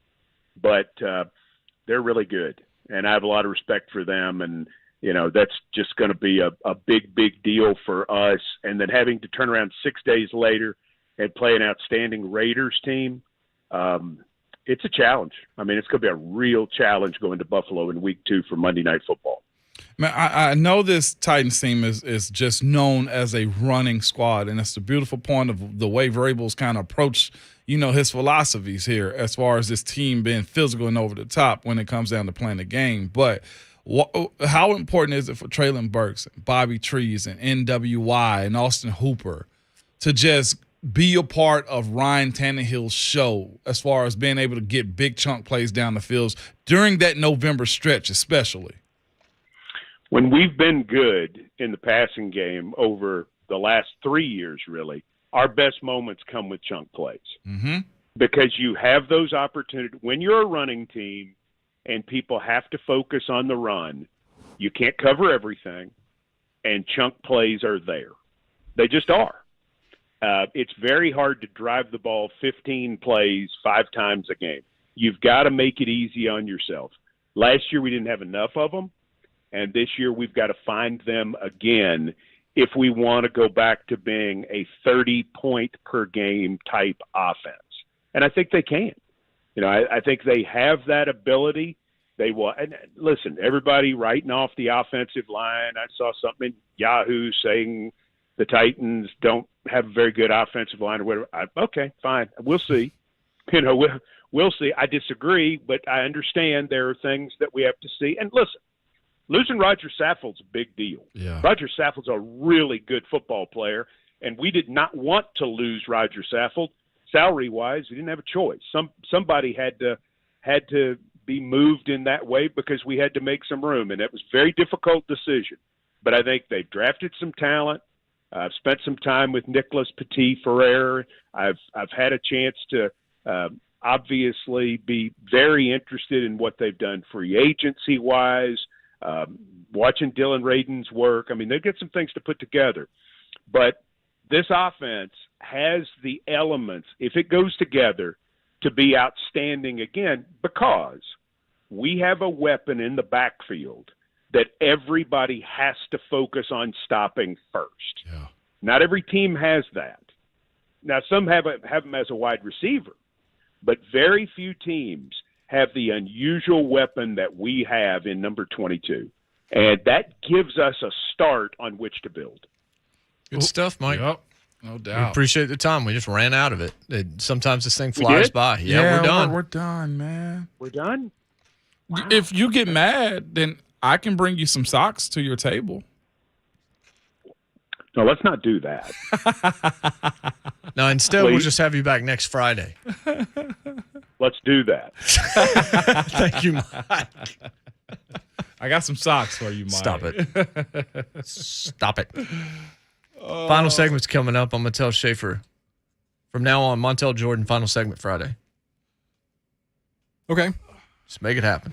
All right. We'll come back. We'll finish up the show. Recap a little bit about what we just talked about. Man, doing win-losses on May the 13th. Friday. I feel like I need a shower. Dirty. I probably do. Dirty. Jay Martin, Remote, 104.5 The Zone.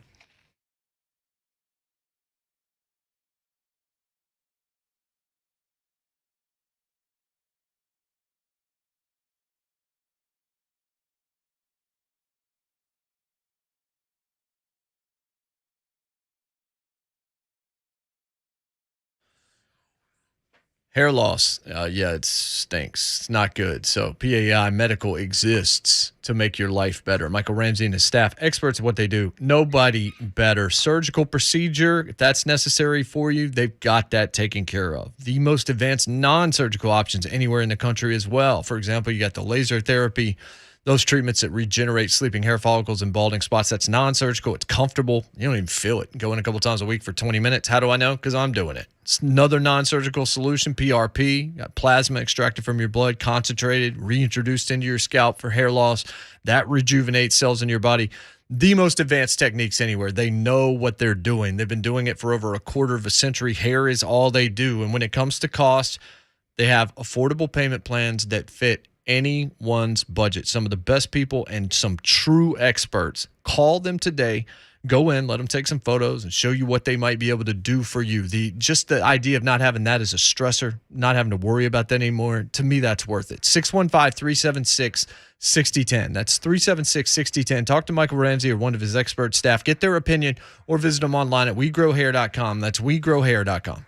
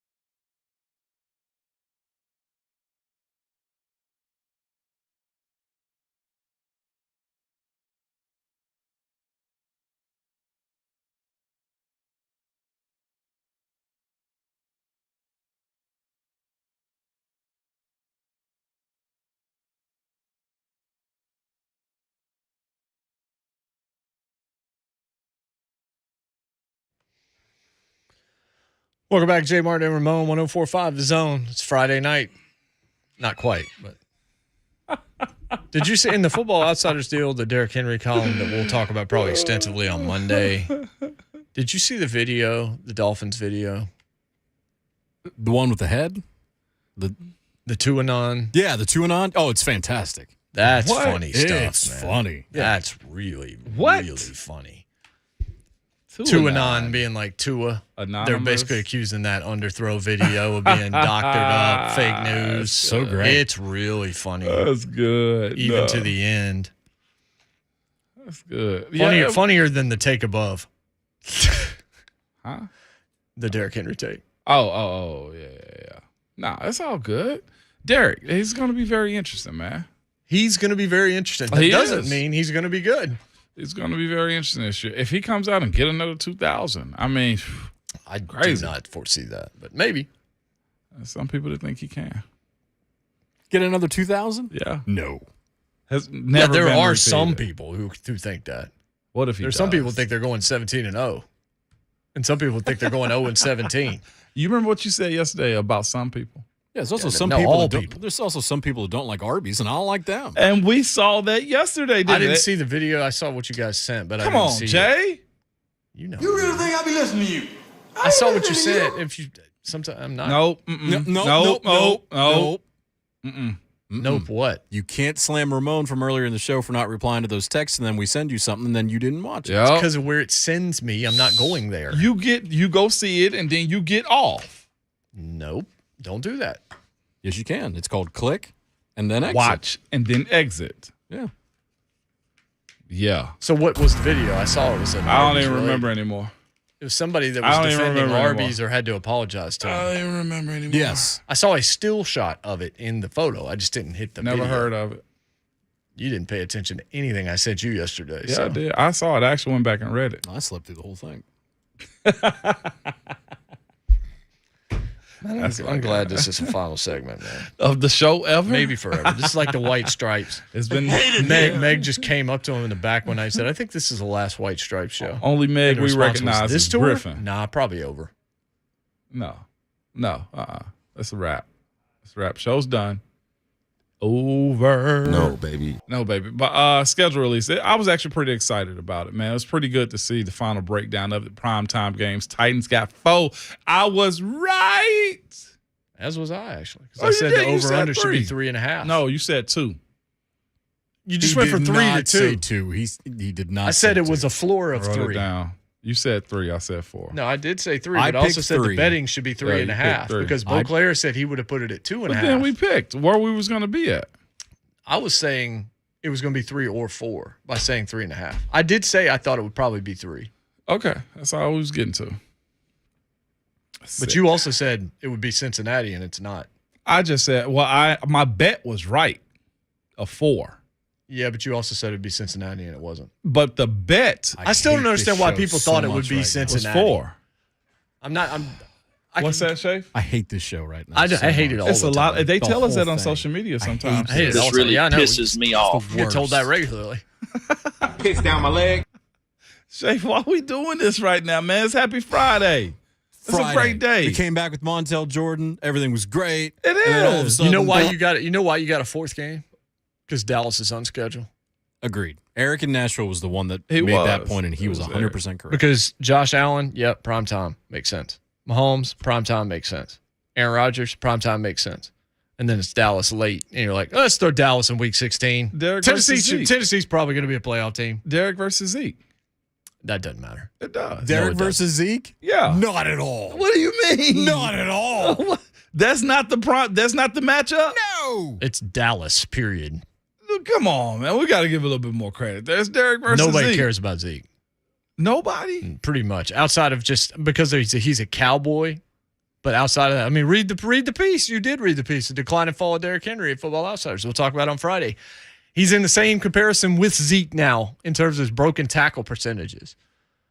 And Zeke is getting destroyed. He writes, Elliott is the albatross Jerry Jones chained around the Cowboys' neck.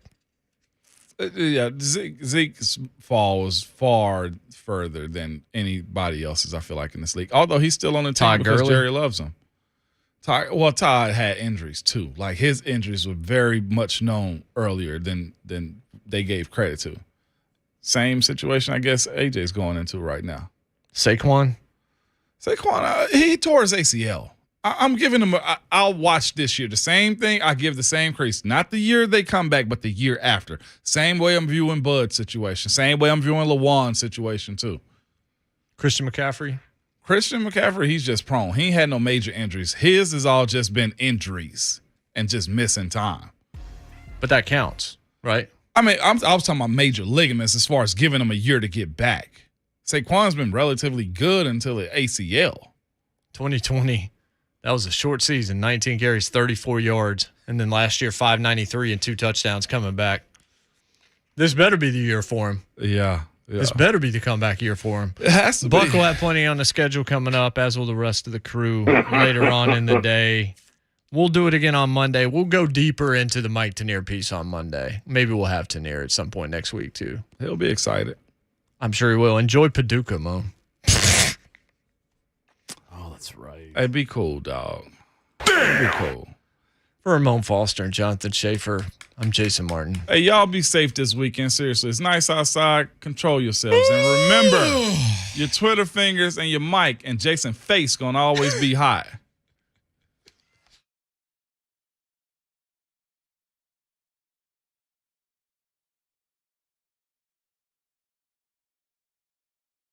I can feel it all the way down in my plum.